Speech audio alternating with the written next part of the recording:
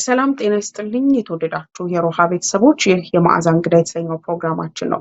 በዛሬ ፕሮግራማችን ከቀድሞ የሰላም ሚኒስትር ዴኤታ በአሁኑ ሰዓት ደግሞ ከስርዓቱ ተለያይተው በሌላ ሀገር ከሚገኙት ከዶክተር ስዩም መስፍን ጋር አንዳንድ ቆይታዎችን አድርገናል። እስከ ፕሮግራማችን ፍጻሜ ድረስ አብራችሁን ቆዩ።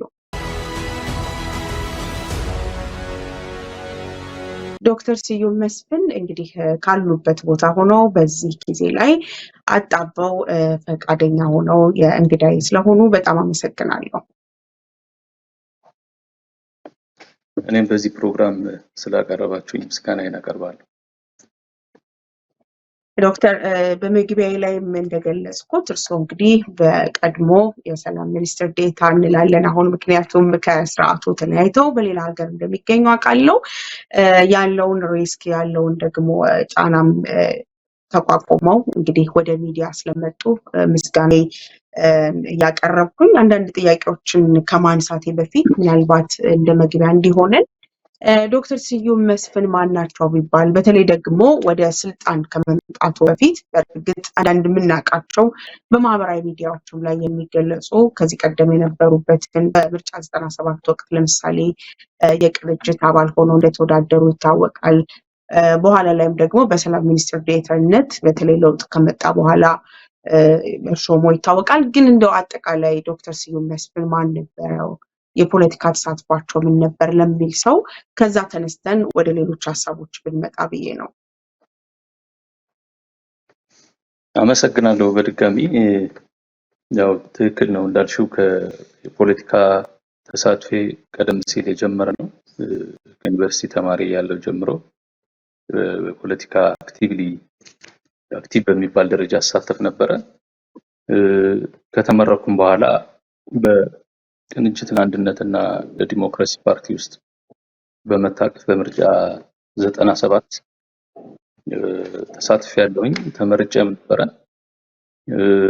ከምርጫ 97 በኋላ በፓርላማም ለ5 ዓመታት ካገለገልኩኝ በኋላ ወደ ዩኒቨርሲቲ የገባሁት፣ ወደ አዲስ አበባ ዩኒቨርሲቲ ለ8 ዓመታት አስተምሬያለሁኝ። በዚህ ሂደት ላይ ያለን እንግዲህ የለውጡ ሂደት እንቅስቃሴዎች እንደምታስታውሱት ጠንከር ያሉ እንቅስቃሴዎች ይካሄዱ ነበር። በዛ ጊዜ በተለያዩ ኒውስ ፔፐርስ ጋዜጣ ጽሁፎችን እንጽፍ ነበረ። በሚዲያዎችም እየቀረብኩኝ ተወሰኑ አይነት ትንታኔዎችን ለመስጠት ሙከራ ሳደርግ ነው የነበረው። በዚህ ሂደት ላይ ያለ በአማራ ክልል በሚካሄደው የአዴፓ ስብሰባ ላይ እንድገኝ ተጋብዤ ነበረ። በእንግዳነት ተጋብዤ ነበር የሄድኩት። በእንግዳነት ተጋብዤ በሄድኩበት አቶ ምግባር አያሌው ነፍሱን ይማረውና በዚህ ፓርቲ ውስጥ መሳተፍ አለብህ በሚል ስትሮንግሊ ኢንሲስት በማድረጉ ወደዚህ ፓርቲ ጆይን ላደርግ ችያለሁ። በዚህ ፓርቲ ለመግባት ዋና ምክንያት የሆነው እሱ ነው። እንዲሁም ደግሞ በወቅቱ የነበረው ተስፋ በአማራም ማህበረሰብ እና በፖለቲካ ሊቃን መካከል ያለው እንቅስቃሴ ገብቶ መደገፍ ያስፈልጋል በሚል እሱም እንዳነሳው እናንተ ያው በውጭ ትተቻላችሁ፣ በውስጥ ገብቶ ለመደገፍ ሰፖርት ለማድረግ ፍላጎት የላችሁም በሚል አንስቶልኝ ነበር። እሱ ትክክል እንደሆነ አምኜበት ተጠቁሜ ነው የገባሁት። ከዛ በፊት የኢህአዴግ አባል አልነበርኩም። ከዛ ጊዜ ጀምሮ ነው ተሾሜ ወደ ሰላም ሚኒስቴር የመጣሁት። መልካም። ከዛ በኋላ እንግዲህ ወደ ስልጣን ከመጡ በኋላ ያው በስርዓት ውስጥ ያለው ትችት፣ በስርዓት ውስጥ ያለው ሂደት እንዳለ ሆኖ ግን በቅርብ ጊዜ እንግዲህ ስልጣኑን ትተው ከሀገር መውጣቱ ይታወቃል። የሰው ደግሞ የሚሰሩበት የነበረው ተቋም የሰላም ሚኒስቴሩ አቶ ታዬ ደንደአ ደግሞ እንዲሁ ወጥተው ስርዓቱን ያሉበትን ስርዓት በቀጥታ በመተቸታቸው ወይም ደግሞ በግልጽ ያለውን ችግር በመናገራቸው ከስልጣናቸው ተነስተዋል፣ እስር ቤት ገብተዋል። እርስዎ ደግሞ ሀገር ጥለው ወጥተዋል። ይሄ ጉዳይ ብዙዎቻችን ጋር ያመጣው ጥያቄ ድንገተኛ ውሳኔ ነው ወይስ እንደ ተቋም በምክክርና በንግግር ተደርጎ የተደረገ ውሳኔ ነው? እርስዎ ሚኒስቴር ዴኤታ ኖት፣ የሰላም ሚኒስትሩ ደግሞ አቶ ታዬ ደንደአ ትንሽ ቢቆዩ ኖሮ ምናልባት እሳቸው ወይ ስልጣናቸውን ይለቁ ነበር ወይም ደግሞ እርስዎ ትንሽ ቢቆዩ እንደሳቸው ይታሰሩ ነበር ወይስ ሁለታችሁ በድንገት የወሰናችሁት እና በየራሳችሁ የሄዳችሁበት ሂደት ነው? ይሄን ብዙዎቻችን ወደ አእምሯችን የመጣ ጥያቄ ነው። ተቋማዊ ነበር ወይ ጉዳዩ? መልካም። ያው በእኛ ላይ በአቶ ታዬ ደንደአም በእኔ ላይ የሚነሱ የነበሩ ክሶች የቆዩ ናቸው።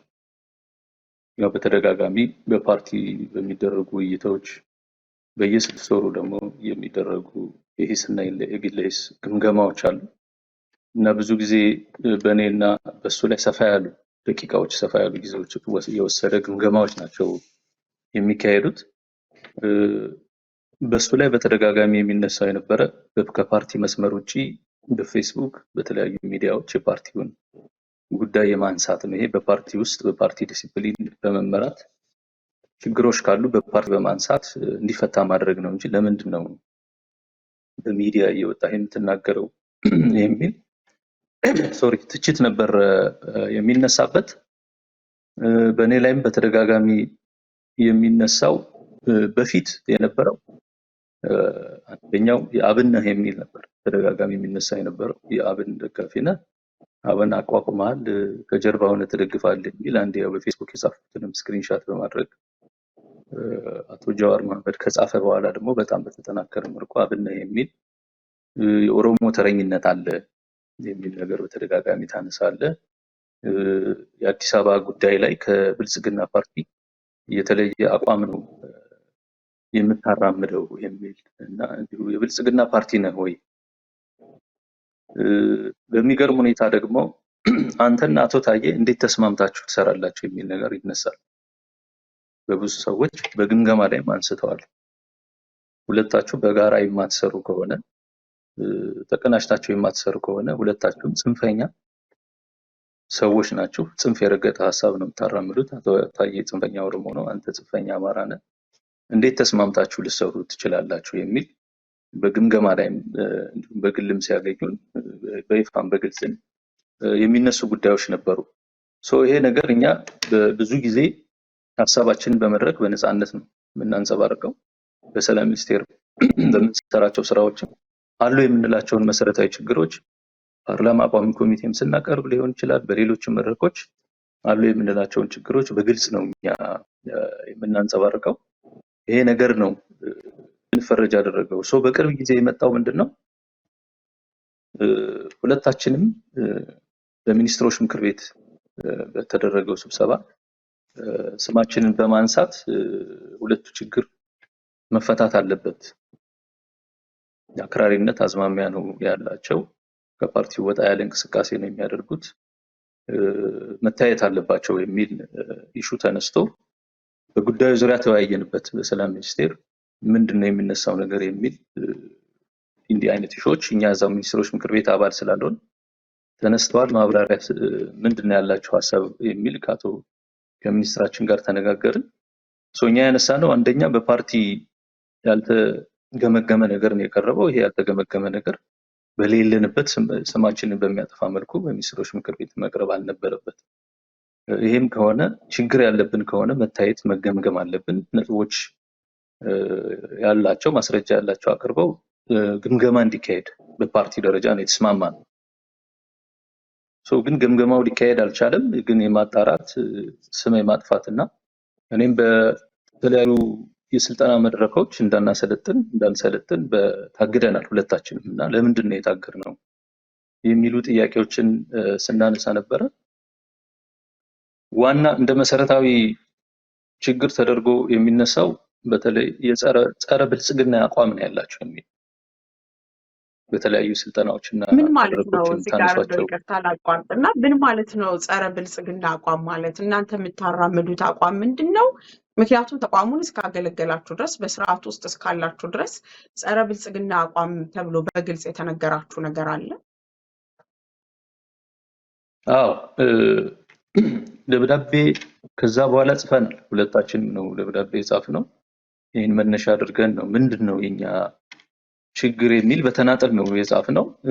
ብዙ ጊዜ በእኔ ላይ የሚነሱት ጸረ ብልጽግና አቋም ተብሎ የሚነሱት አንደኛው የህግ ማስከበር ላይ ነው። የህግ ማስከበር ስራችን የጸጥታ ተቋሙ አቅም አለው ህግ የማስከበር ግን በተደጋጋሚ ህግ የማስከበር ዝቅተኛ የሆነውን የመንግስት ማሟላት ያለበትን ህግ የማስከበር ስራ በአግባቡ እየሰራን አይደለም።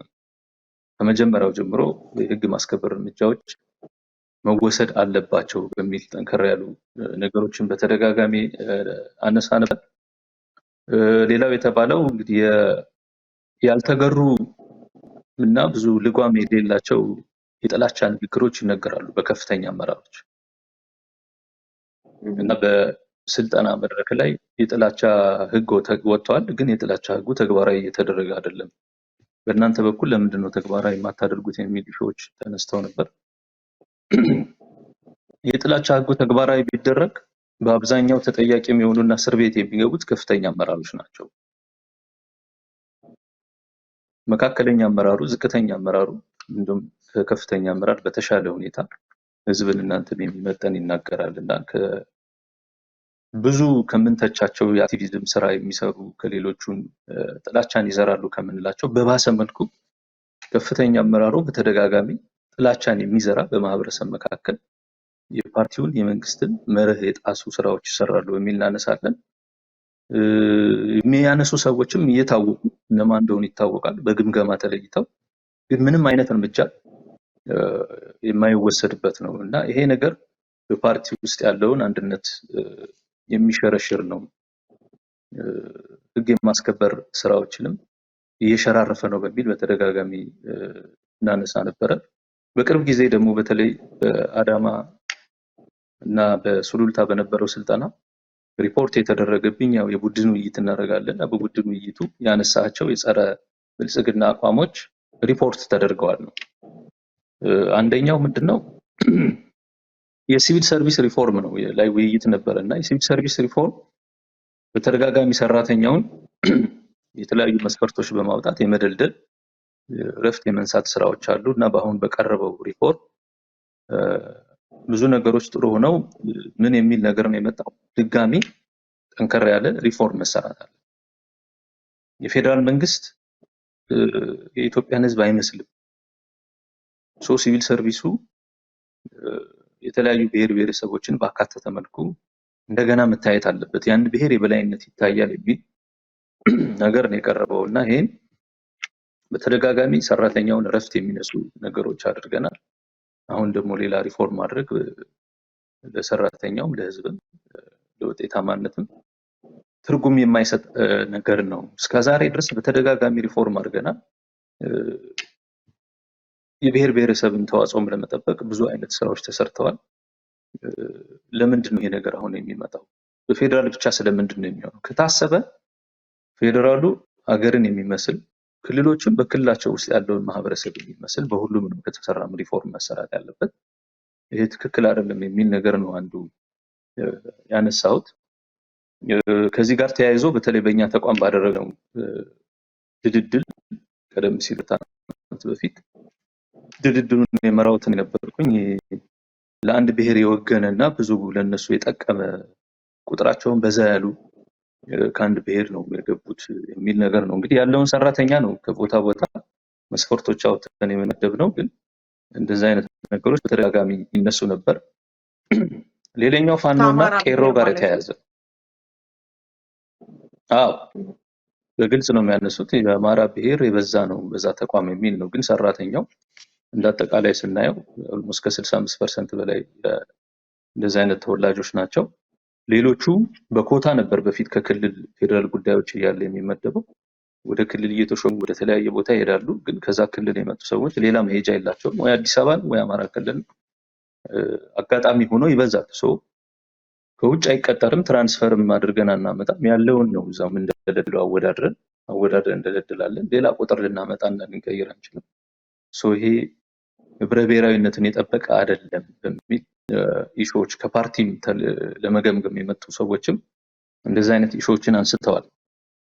ሌላኛው የፋኖና ቄሮን በተመለከተ ነው የሰጠሁት አስተያየት ነው።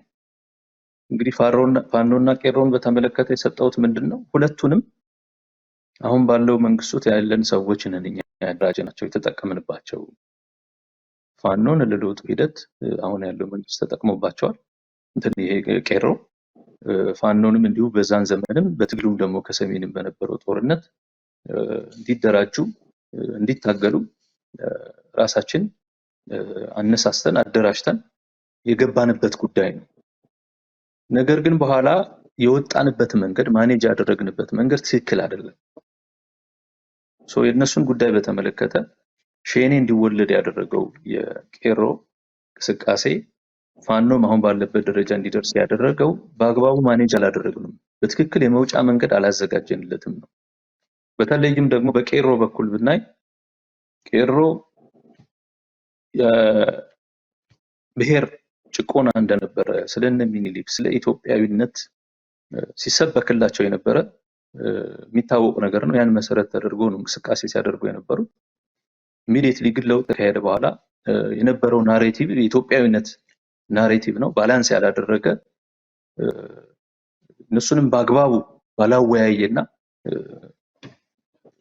ምንም አይነት የመውጫ መንገድ ስትራቴጂም ሳይዘጋጅለት የተደረገ በመሆኑ ቅሬታ እንደፈጠረባቸውና ከነበረባቸው አስተሳሰብ ከተሰራባቸው 100% ተቃራኒ የሆኑ ስራዎች በመሰራታቸው ቅሬታ ውስጥ ስለገቡ ሸኔ የሚባል እንቅስቃሴ ሲመጣ ጆይን በማድረግ ለመታገል መሄዳቸው የመንግስት አንዱ የኛ ስህተት ተጠቅመናቸው የጣልናቸው መሆኑን ማመን አለብን የሚል ነገር ነው ያነሳሁት። በፋኖ በኩል እንዲሁ በሰሜኑ በነበረው ጦርነት ምችል ታጥቀህ ያለ የሌለህም እየታጠቅ የማረከው መሳሪያ ላንተ ይሆናል በሚል ቀስቅሰን ታጥቀው ከሄዱ በኋላ መውጫ መንገድ ከማዘጋጀት ይልቅ የተለያዩ ስሞችን መስጠት የመፈረጅ እንዲሁም በፓርቲ ውስጥም ያሉ ሰዎችን በሁለቱም የመፈረጅ ነገሮችና ዝንባሌዎች ይታያሉና ትክክል አይደለም። በዋናነት የኛ የመንግስት የራሳችን ችግር ነው ብለን ነው መነሳት አለብን የሚል ነው አንዱ እንደ አንድ እንትን የተወሰደብኝ። ሌላው የሴራ ፖለቲካን ጉዳይ ነው። የሴራ ፖለቲካ ውስጥ የተጠመደ ነው ፓርቲው። የፓርቲ አንድነት የለም፣ የሀሳብ አንድነት የለም። ሁላችንም በተለያየ መንገድ ነው የምንሄደው። መድረክ ላይ የሚነገረው ሌላ ነው፣ ተግባር ደግሞ ወተን የምንሰራቸው ነገሮች በጣም የተለያዩ ነገሮች ናቸው። ብዙ ጊዜ እንዲሁም ጥሩ ውይይት ተደርጎ ከተደመደመ አቅጣጫ ከተሰጠ በኋላ ወተው ያን የሚያፈርስ ያን የሚንድ ስምምነቶችን የሚያደርጉት ከፍተኛ አመራሮች ናቸው።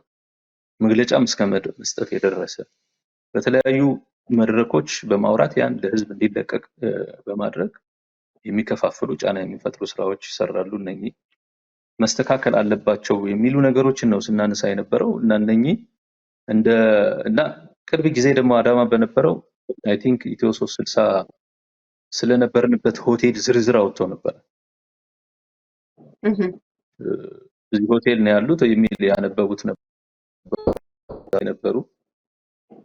ስም ማጥፋት ነገር ያን ከኔ ጋር የማያያዝ መረጃ ሰጥቷል ይሰጣል የሚል ነው። እኔ ምንም አይነት መረጃ ለማንም ሚዲያ ሰጥቼ አላውቅም። እንግዲህ ሰጥተውኛል የሚካለ ይዞ ሊመጣ ይችላል። ለማንም ሰው መረጃ ሰጥቼ አላውቅም።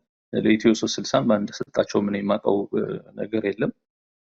የሆቴል ዝርዝርም እንደው መናገሩ ብዙም ትርጉምም ያለው ስላልሆነ በስቴት ሌቭል ሚኒስትር ደረጃ ያሉ ሰዎች እንዲህ አይነት መረጃ ይሰጣሉ ተብሎ መታሰቡ ትክክል አልነበረም።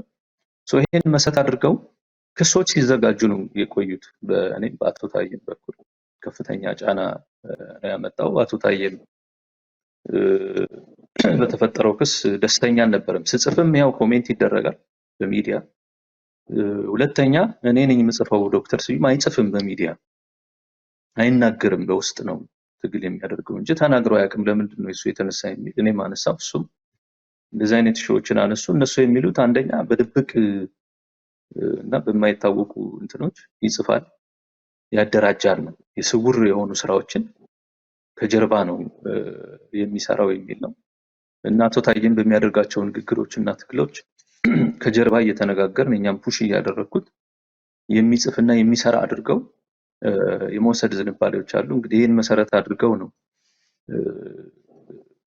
የጸረ ብልጽግና አቋም ታራምዳለህ፣ አክራሪ አማራ ሳቤ ነው ያለ የሚሉ የመምቻ ነገሮችን በማዘጋጀት ነው ስንከሰስ የቆየ ነው። በመጨረሻም አቶ ታዬ ላይ ያው የተነሳው ክስ የሚገርም ሆኖ ነው ያገኘሁት በእኔ በኩል። ከተያዘ በኋላ ሰርቷቸዋል ተብሎ የወጡ ነገሮች በጣም ሙሉ በሙሉ የፈጠራ የሆኑና እሱን የማይገልጹ በተለይም ደግሞ ሰዎችን በማደራጀት የጠለፋ ስራዎችን የእገታ ስራዎችን ይሰራል በሚል በእነሱ ላይ ስናነሳ የነበረውን ሐሳብ መልሰው ወደሱ በማድረግ አደራጅተው የጠለፋ ስራዎችን በመስራት ያደርጋል በሚል በሌሎች ማህበረሰብ በኦሮሞም በአማራ ማህበረሰብ እንዲጠላ ለማድረግ በጣም የሚያሳዝንና ሲታገልበት የነበረውን እሱ ትግል ስናደርግበት የነበረውን ይሄ በኦሮሚያ የሚካሄዱ ጠለፋዎች የሸኔ ብቻ አይመስሉም። ሌሎች የሸኔን ስም በመጠቀም የመጥለፍ ገንዘብ የማካበት የጸጥታ ተቋማትን ጨምሮ ሰዎች አሉ። ማስረጃ አለኝ ነው የሚለው እሱ። ብዙ የሚሰሩ ስራዎች የተወሰኑ ሰዎች እጃቸው እንዳለበት ማስረጃ አለኝ በሚል ያነሳ ነበርና ይህን ገልብጠው ወደሱ ከሰው በዛ ልክ ማቅረባቸው አንደኛ እንዲህ አይነት እንቅስቃሴ ካለ ለምን ቆዩ ነው እስካሁን አሁን ነው ወይ የሚነሳው? ከተነሳ በኋላ ይሄ ወንጀል ነው እንግዲህ ያን ማደራጀት ማቀድ እኔም በፋኖ የምሳተፍ ከሆነ ከጀርባ የማደራጅ ከሆነ እኛ በወንጀል ነው መጠየቅ ያለብንና እስካሁን ድረስ ለምንድን ነው ያልጠየቁት የሚል ነው። ሌሎቹ ታርጋም የሚባሉት እንግዲህ ማንኛውም አመራር 2-3 ታርጋ አለው። እኔ 4 በላይ 5 ታርጋ አለ። የጸጥታ ችግር ስላለ በተለያዩ አካባቢዎች የተንቀሳቀስን ስለምንሰራ የእርዳታ ድርጅት የዲፕሎማቲክ የተለያዩ ታርጋዎችን አውጥተን እንጠቀማለን። የሱም በተመሳሳይ መልኩ በተቋማችን ወጥቶለት የሚጠቀምባቸው ታርጋዎች ናቸው። እንግዲህ እንደተለየ ወንጀል እንደሚፈጸምባቸው ተደርጎ የቀረበው ቤት ውስጥ ተገኘ የተባለው ተደብቆ እናውቀዋለን። ላለፉት 1 ዓመት ከምናምን ከሱ ጋር አብሮ የሚንቀሳቀስ እኛም የምናውቀው የጥበቃ ስራ የሚሰራ እንግዲህ እሱ ተቃውሞ በማቅረቡ የሱን ጥበቃዎች አንስቷል። የኦሮሚያ ክልል ልዩ ኃይል ነበር ጥበቃ የሚያደርጉት። እነሱ በመነሳታቸው ራሱን ለመጠበቅ የተለያየ ስጋት ስለነበረበት አብሮት የሚሰራ የምናውቀው ተቋም የሚታወቅ ሰው ነው። በዛ ልክ ነውና ኦልሞስት ብዙዎቹ እኔ እስከማውቀው ድረስ የቀረበው ክስ ፍጹም የሆነ የፈጠራ ክስ ነው። እንግዲህ የታየ ኬዝ በታየ ብቻ ቆም አይሆንም ማለት ነው። ሌሎችም እንዲሁ ብዙ የገቡ የታሰሩ ምሁራን ያለመከሰስ መብታቸው ሳይነሳ በአዲስ አበባም በፌደራልም በክልልም የታሰሩ አሉ፣ የተደበደቡ ሰዎች አሉ፣ የተከሰሱ ሰዎች አሉ። ሰው የታየን ስናይ እንግዲህ የሌሎችም ክስ በዚህ ልክ በፈጠራ የተሞላ ክስ ለመሆኑ ትልቅ ማሳያ ነው እና ሰፊ ትግል ሲያደርግ የነበረ ሰው ነው። ለትግሉ ትልቅ አስተዋጽኦ ያደረገ ሰው ነው። ለ10 ዓመት ታስሮ የተፈታ ነው። ፊት ለፊት ነው የሚታገለውና በዛ ልክ ስሙን ማጥፋታቸው በተለይ በጠለፋ መክሰሳቸው ተገቢነት የሌለውና በጣም እኔ ወራዳ የሆነ ድርጊት አድርጌ ነው የምወስደው። በእኔ በኩል በእርግጠኝነት እንደው መናገር የምችለው በዚህ አይነት ድርጊት ውስጥ ሰዎችን በማስጠለፍ ይሳተፋል የሚል ምንም አይነት እምነት የለኝም እና በሌሎችም ይሄ ነገር አይደርስም ማለት አይቻልም። ሌላው በሐሳብ በፓርቲ ውስጥ የሐሳብ ብዝሃነት የለም። የውስጥ ፓርቲ ዲሞክራሲ የለም። እኔም ታየም የተከሰስንባቸው ጉዳዮች በፓርቲ ውስጥ ለማንሳት ደንብና መመሪያ አይከለክልም። ይቻላል። ማንም ሰው በፓርቲ ውስጥ የፈለገውን ሐሳብ ማቅረብ ይችላል የሚል ደንብ ነው ያለው። ያን በመጻረር ነው ያን የሚያቀርቡት። የፓርቲ ውስጥ ያለው የክርክር መንፈስ አማራጭ ሐሳቦችን የማቅረብ የመወያየት የመተቸት ነገር የለም። ይህን እሱም እኔም በተለያዩ መድረኮች በተደጋጋሚ ነው የምናነሳው። ሰዎች በፓርቲ ውስጥ ያሉ ከፍተኛ አመራሮችን መካከለኛ የቀረበለትን አሜን አሜን ብሎ ተቀብሎ አመስግኖ እንዲሄድና ያን እንዲያስተጋባ ነው እንጂ የሚፈለገው የሚደረጉ ውሳኔዎችን የሚቀርቡ የስልጣና ሰነዶችን የመተቸት ሐሳብ የመስጠትና የመቃወም ነገር ብዙ ጊዜ ተቀባይነት የለውም። ጠፍቷል። ኦልሞስት አሁን ውይይት የሚባል ክርክር የሚባል የተመራ አማራጭ ሐሳቦች የሚባል ነገር የለምና በኢህአዴግ ዘመን የነበሩ ሰዎች ሲነግሩኝ ያውን ያልነበርኩም በዛ ጊዜ የነበረው ክርክር እጅግ የተሻለ ነው። ብዙ አይነት ሐሳብ ክርክሮች ይካሄዳሉ። ያኔ ከተስማማን በኋላ ያን ይዞ መሄድ ነው መስመር ያለ መውጣት እንጂ በፓርቲው ሰፊ ክርክሮች ይካሄዱ ነበር። አሁን እንደዚህ ነገሮች አይታዩም ይላሉ።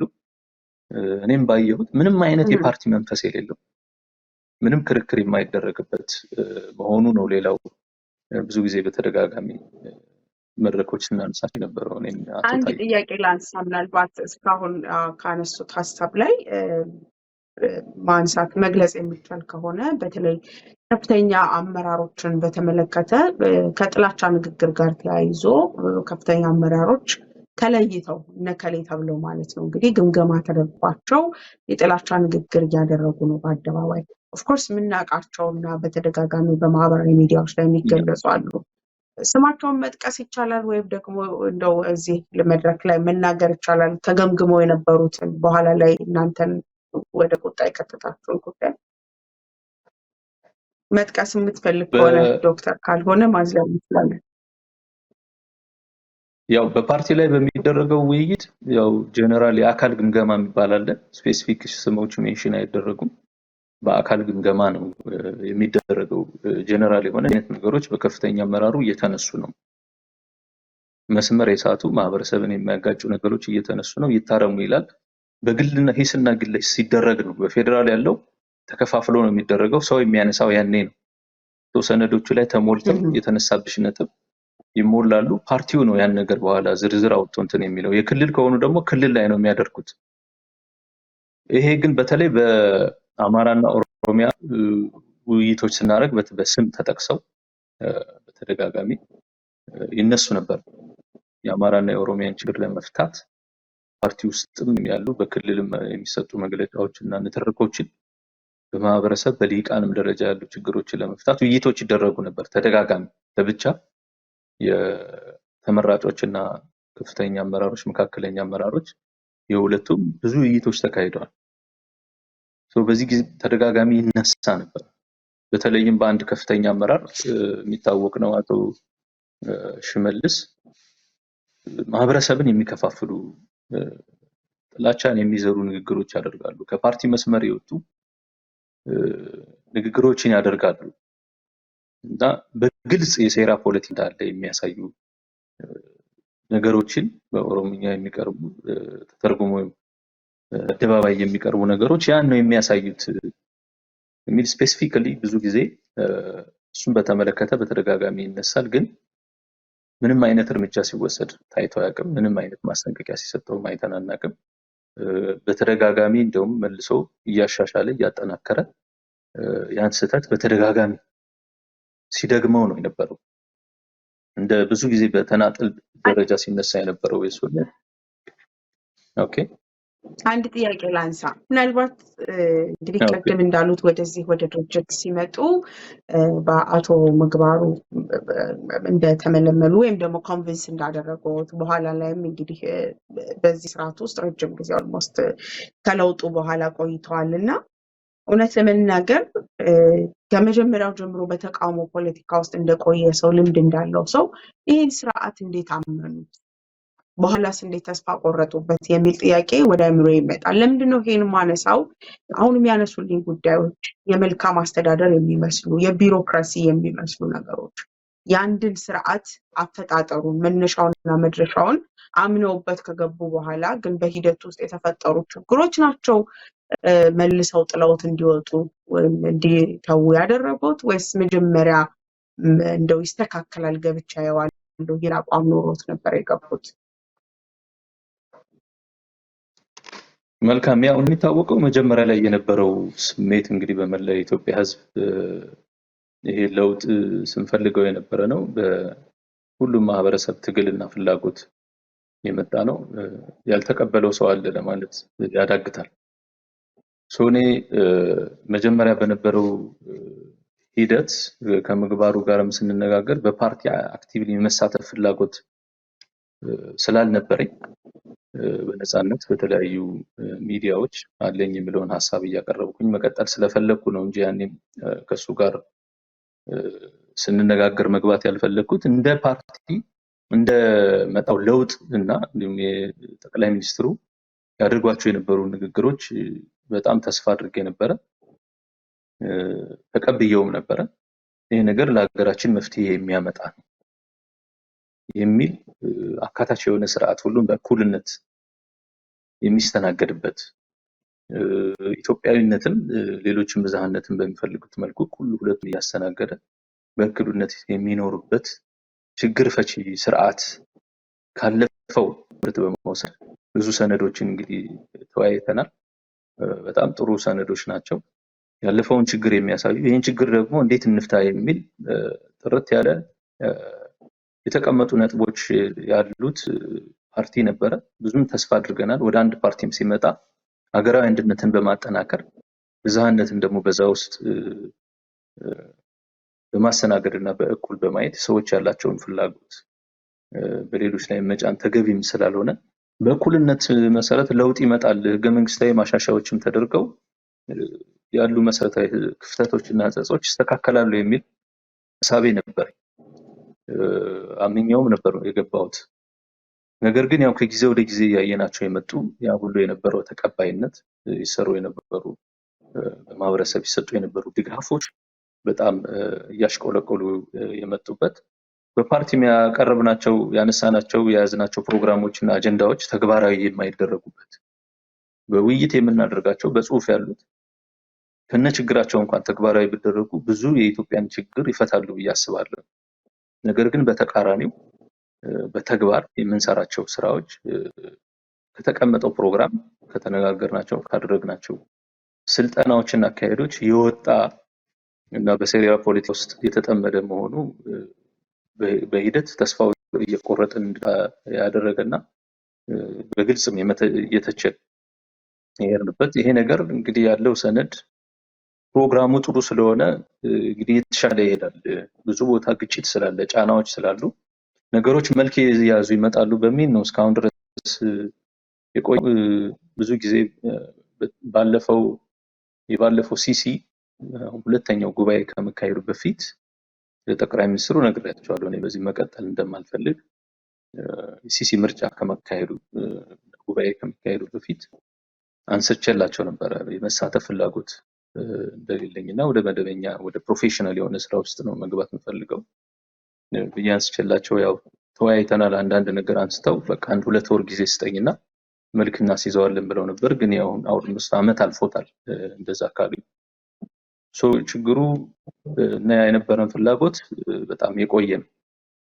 ይህን የሚወሰንኩበት ምክንያት የምናያቸው ካሄዱ የነበሩ ስራዎች መፈናቀል በጣም ኮንቲኒየስሊ መቀጠሉ፣ የህግ ማስከበር ስራው በጣም የተዳከመ፣ የፓርቲና የመዋቅር ስራ ለመኖሩ ሆነ ህግና ስርዓትን የጠበቀ ስራ አሰራር አለመኖሩ ብዙ ተስፋ እንድንቆርጥና ይሄ ነገር አካሄዱ ትክክል አይደለም ቆም ብለን ማሰብና ማድረግ ያለብን ነው በሚል ስናስበው የቆየ እንጂ ድንገት አሁን ልዩ የተፈጠረ ክሱም ሂደቱም አሁን የመጣ ነገር አይደለም።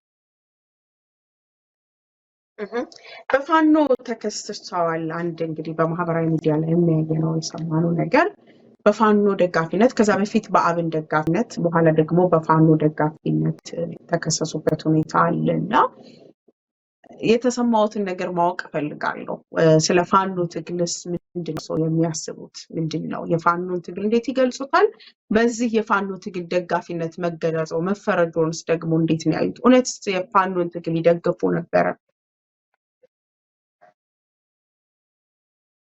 ያ እንግዲህ ቀደም ብዬ እንደገለጽኩት ሁለታችንም እንትን ያለው እሱ ከሸኔ ጋር ከአክራሪ ኦሮሞነትና ከሸኔ ጋር በማያያዝ ነው ሲነሳብን የነበረው። የኔ ከፋኖ እና አክራሪ አማራነት ነው። እንግዲህ እነኚህ እንትኖች የመምቻ መንገዶች ናቸው። አንድ ሰው በከፍተኛ አመራር ደረጃ ያለ ሀገራዊ ውሳኔዎችን እንደ ህዝብ እንደ ኢትዮጵያ እየወሰነ ሁሉንም በእኩል እያየ እንደሚሄድ አመራር የመጡት ክሶች በጣም መሰረታዊና በቀላሉ የሚታዩ አይደሉም። በጣም ፍሬም ተደርገው ታስቦባቸው እዛ ባሉ ሰዎች የተደረጉ ናቸው። ብዙ ጊዜም ባላንስ የማድረግ ነገር የአንድ ኦሮሞ ሲከሰስ የአማራ እንደዚህ ባላንስ የማድረግም እሳቤዎች አሉ። የምናነሳቸውንም ሀሳቦች መሰረት በማድረግ ነው። እኔ የፋኖና የቄሮ ትግልን በተመለከተ በአደባባይ ነው ውይይት ስናደርግ ነው በስልጠና ሂደት ላይ ያነሳሁት። ትክክል አይደለም የያዝንበት መንገድ የሚሉ ኢሹዎችን ነው ያነሳሁት። የመከሰው ነገር ምንም አልገረመኝም። ያው የለመድኩት ስለሆነ አብን ነው የተለያየ ሌሎችም ስያሜዎች አሉ የሚሰጡ የተለመደ ነገር ስለሆነ ላይገርም ይችላል። ግን ለከፍተኛ አመራር ይሄ መምቻ በሌሎች አመራሮች ማህበረሰብ ተቀባይነት እንዳይኖረን አብረን እንዳንሰራ በሚያደርግ መልኩ ለመምጣት የተነሱ ናቸው። ነገር ግን እኛ በፓርቲ ውስጥ ሆነን የፓርቲውን ስራ ነው ስንሰራ የነበረው። እንግዲህ አንቺም እንዳልሽው የክልሉ ማህበረሰብ በከፍተኛ ሁኔታ ከክልሉም ውስጥ ከክልሉም ውጭ ከፍተኛ ችግር ሲደርስበት የነበረ ተከታታይ ጉዳቶች ይደርሱበት የነበረና እኛም ደግሞ እንደ ፓርቲ በውስጥ ላይ የምናደርጋቸው እንቅስቃሴዎች፣ ትግሎች እኔ ብቻ ሳይሆን ሌሎችም ይሄን ለማሻሻል ለመለወጥ ክልሉንም ጨምሮ የምናደርጋቸው እንቅስቃሴዎች ውጤት አላመጡም። በእኛ ትግል በብልጽግና ውስጥ ሆነን ይሄን ማህበረሰብ ችግር የምንፈታበት መንገድ በሙሉ የተዘጋ፣ በፊት እንደ ፓርቲ እንደውም እንደ አንድ አዴፓ በጋራ በመወያየት ተጽዕኖ መፍጠር የሚቻል የነበረው ነገር ጠፍቶ የተገናኘን እንኳን መወያየት የማንችልበትና ከፍተኛ የሆነ ክትትል የሚደረግበት በመሆኑ ይሄ ትግል በፋኖ መጀመሩና እንቅስቃሴ መደረጉ ትክክል ነው ብዬ ነው በእኔ በኩል የማስበው። ለኢትዮጵያም ችግር መሰረታዊ የሆኑ የጋራ ችግሮችንም ለመፍታት ጠንካራ የሆነ ትግል ከዛ ክልል መምጣቱ እንደ ሀገር የሚበጅ ነው ብዬ አስባለሁ። እንግዲህ እንደሚታወቀው መንግስት ሶስቱን ክልሎች በአግባቡ የሚያስተዳድራቸው ክልሎች አይደሉም። አማራ ክልልን በአግባቡ እየመራን አይደለም፣ እንደ ብልጽግና ፓርቲ እየመራ አይደለም፣ ኦሮሚያን እየመራ አይደለም። ትግራይ ሶስት መሰረታዊ የሚባሉ ነገሮች ከእጁ የወጡ ደካማ የሆነ የፌደራል መንግስት ነው ያለው። ይሄ ነገር እንግዲህ ቆም ብሎ ፓርቲው ራሱ የማያስብ ከሆነ ትግል በማድረግ ማህበረሰቡ የራሱን ፍላጎት በራሱ መወሰን አለበት በሚል በእንቅስቃሴያቸው ላይ ምንም አይነት ተቃውሞ የለኝም። ነገር ግን አክቲቭሊ ወይም እዛ አባል በመሆን መረጃ በመስጠት ወይም በሌላ ነገር ምንም የተሳተፍኩበት ነገር የለም። እዛ ያለው ይሄ ግልጽ መሆን አለበት። እንደ አንድ የመንግስት አመራር በተሰጠኝ ኃላፊነት ከዛ ክልል የሚመጣ ሰው ያው ታውቂያለሽ፣ ብዙ የጎዳንም ነገር አንዱ ይሄ ነው ብዬ ነው የማስበው። የአማራ አመራር የአማራ የሆነ ሰው ህግ ያከብራል፣ በህግ ያምናል፣ ነገሮችን የሚያስበው እንደ ሀገር ነው። በተለየ መልኩ በሆነ ክልል አድርጎ የማሰብ ነገር የለም። ባላንስ የማድረግ ነገሮችን እናስባለን። በህግና ስርዓት እየተመራን የምንሰራ መሆናችን በአንድ በኩል ጥሩ ቢሆንም በሌላ መልኩ ግን የጎዳን ያዳከመን ነገር ነው ብዬ አስባለሁኝ። ፋኖ መባሉ ምንም የሚገርም ነገር አይደለም። ያው ከማነሳቸው ሀሳቦች አንፃር ለዛ ብሎ ቢፈርጁ ምንም የሚገርም ነገር የለም። ግን ምንም ማስረጃ የላቸውም። ማስረጃ ቢኖራቸው ያው አንድ ቀንም የሚያሳድርሽ አልነበረም። በዚህ አንግል ነው የማየው። በህግ እንመራለን ይላሉ። የሚያነሱት ይቅርታ ላቋርጦትና የአማራ ክልል አመራሮች ትልቁ የሚነሳባቸው በተለይ ደግሞ ከሚመሩት ህዝብ ነው የሚነሳው ይሄ ትችት። ይህ ትችትን ብቻ ሳይሆን በጣም ትልቅ የሆነ ጥያቄ ነው የሚነሳው።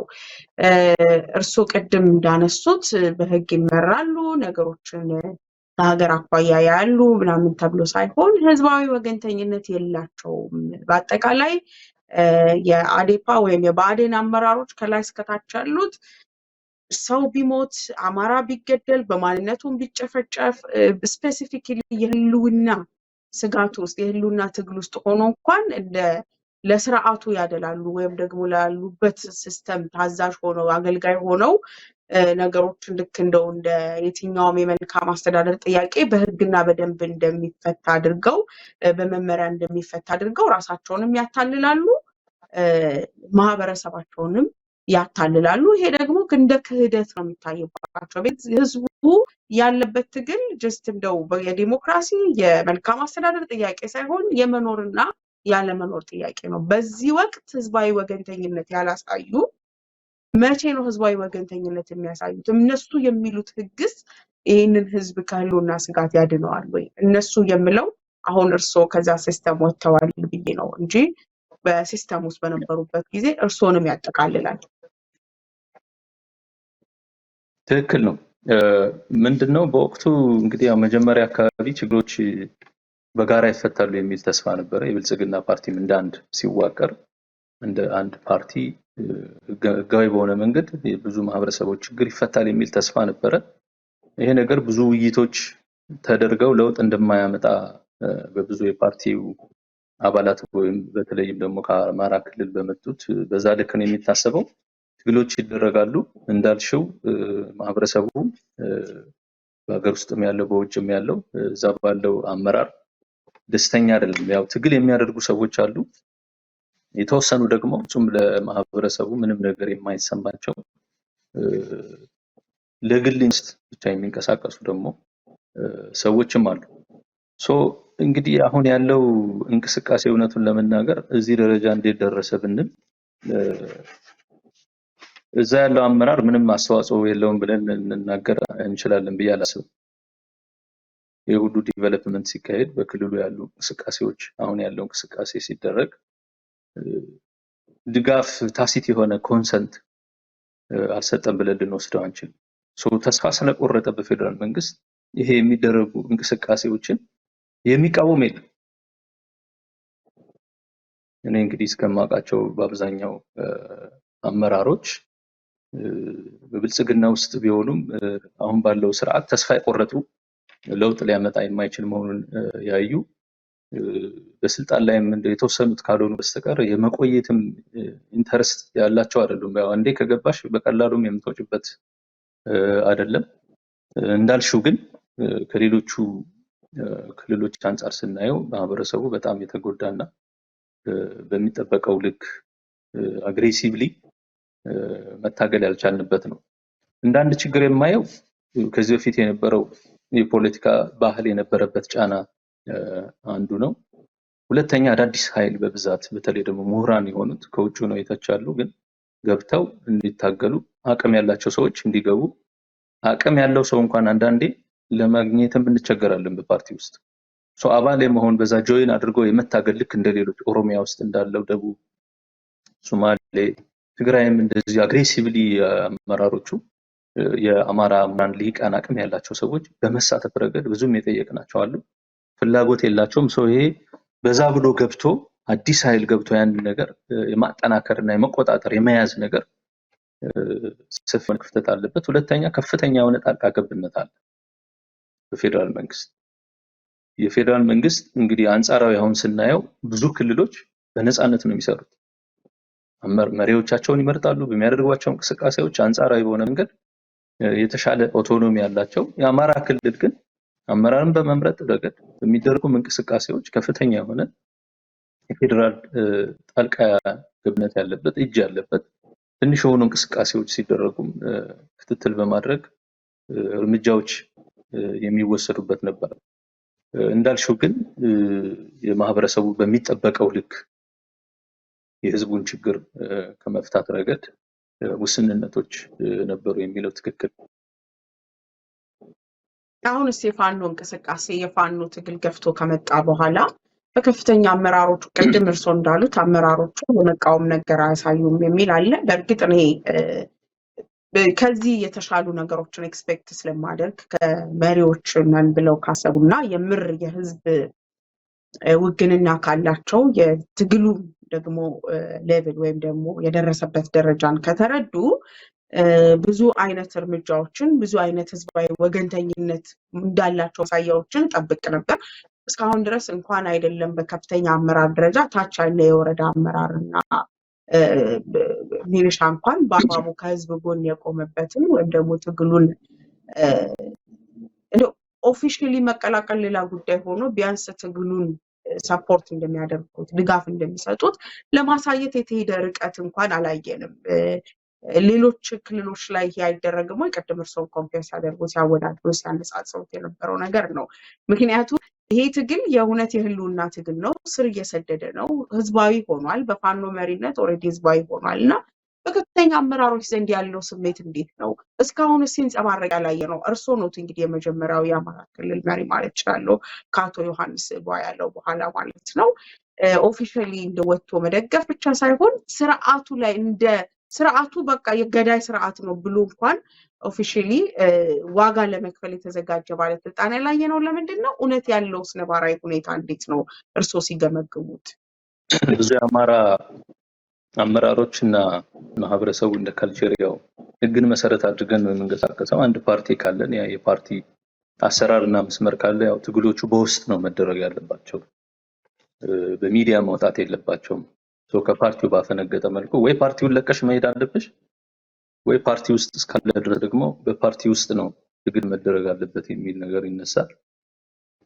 እንግዲህ በፓርቲ በሚደረጉ እንቅስቃሴዎች ብዙ ትግል የሚያደርጉ ክሊርሊ በተለይ አማራና ኦሮሚያ ውይይቶች ሲደረጉ ያለውን ችግር በፓርቲውም ላይ ያለውን በኦሮሚያም ክልል በኩል ያለውን ችግር በግልጽ የሚያነሱ በዛ ያሉ ከፓርላማ ሰፊ ውይይቶች ይደረጋሉ። ይሄ በሚዲያ የሚወጣም አይደለም የሚደረግም አይደለም። እንደ ግለሰብም ሲገናኙ የማውራት እንደ ፓርቲ መገናኘት አይቻልም። አሁን ባለው አሰራር ክልል ያሉት ክልል በካቢኔ ውይይት ሊያደርጉ ይችላሉ እንጂ ፌደራል ያለው እና የክልል ያለው እንደ ድሮ የአማራ ተመራጮች ተብሎ በጋራ ጅብለሽ መወያየት መብት የለም፣ አይፈቀድም። እንዲህ አይነት ሙከራዎች ነበሩ። ባጭሩ ነው የተቀጩት። ያን ማስፈራራት ውይይቶች እንዳይካሄዱ ከውስጥ ሆኖ ሴራ የሚሸርቡ ሰዎች አሉ የሚል ስጋት አለ። ከውስጥ ተደራጅተው አደራጅተው ፓርቲውን ያፈርሳሉ የሚል ስጋት አለ። ያው በተደጋጋሚ በሚዲያም ሲነሳ የነበረ ጉዳይ ነው። በተለይ ይሄ ደግሞ ከኦሮሚያና ከአማራ ክልል የሚመጣል የሚል ከፍተኛ ስጋት ስላለ ያው ክትትሎች አሉ። እንዳልሽው ወጥቶ በአደባባይ የመናገር ነገር ውስንነት አለው። በፓርቲ ደረጃ በርግጥ ከሌሎችም ክልሎች ያሉት ይሄን ሲያደርጉ አላየንም። የፓርቲ ውስጥ እስካለሽ ድረስ ፓርቲ መስመር ነው ያን መደረግ አለበት ያልሽው ትክክል ነው። ሪስክ ወስዶ ያን ማድረግ ያስፈልግ ነበር። ለህዝብ መቆም ነበር አለብን መቆም ነበረብን የሚለው ነገር ትክክል ነው። ነገር ግን የህዝብ ችግር አሁን ፋኖ የሚያደርገው ትግል ትክክለኛ ሌጂቲሜት የሆነ የህዝብን ችግር ለመፍታት ካለው መሰረታዊ ነባራዊ ችግር በመነሳት ያለው መንግስት ችግራቸውን ሊፈታ ባለመቻሉ በክልል ያለው መንግስት ችግራቸው ሊፈታ ባለመቻሉ የተነሳ እንቅስቃሴ መሆኑና ያን ክፍተት ደግሞ በትክክል የሚሞላ ነው በሚል እሳቤዎች አሉ፣ ድጋፎችም ይሰጣሉ። አሁን ያለው የከፍተኛ አመራሩን ስሜት እንዴት ይገልጹታል? ይሄ ትግል እየገፋ ከመጣ በኋላ እንዴት ይገልጹታል?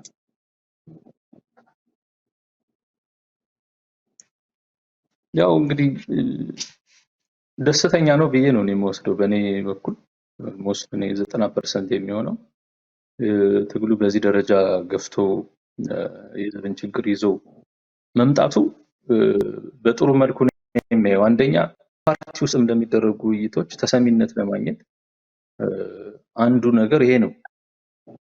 አሁን በአማራ ክልል ባሉ አመራሮች በኩል አንዱ የማየው ችግር ምንድነው? ከፓርቲውም አይታመኑም፣ በማህበረሰቡም አይታመኑም፣ ተቀባይነት የለም። ሁሉም የሚገፋቸው ናቸው፣ ይተቻሉ፣ የማህበራዊ መሰረት የለም። ትግል ለማድረግ ፖለቲካ ኔጎሺዬሽን ነው።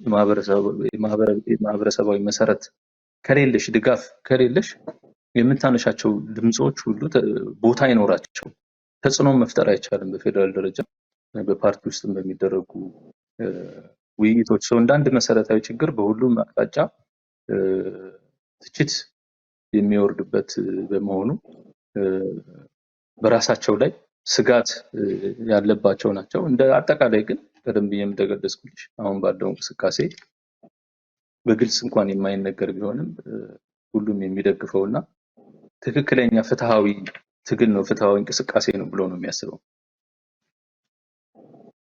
ፍትሃዊ እንቅስቃሴ ከሆነ ለፓርቲ ታማኝነት ያዋጣል? ፍትሃዊ ለሆነ እንቅስቃሴ ታማኝነት ያዋጣል? ለመናገር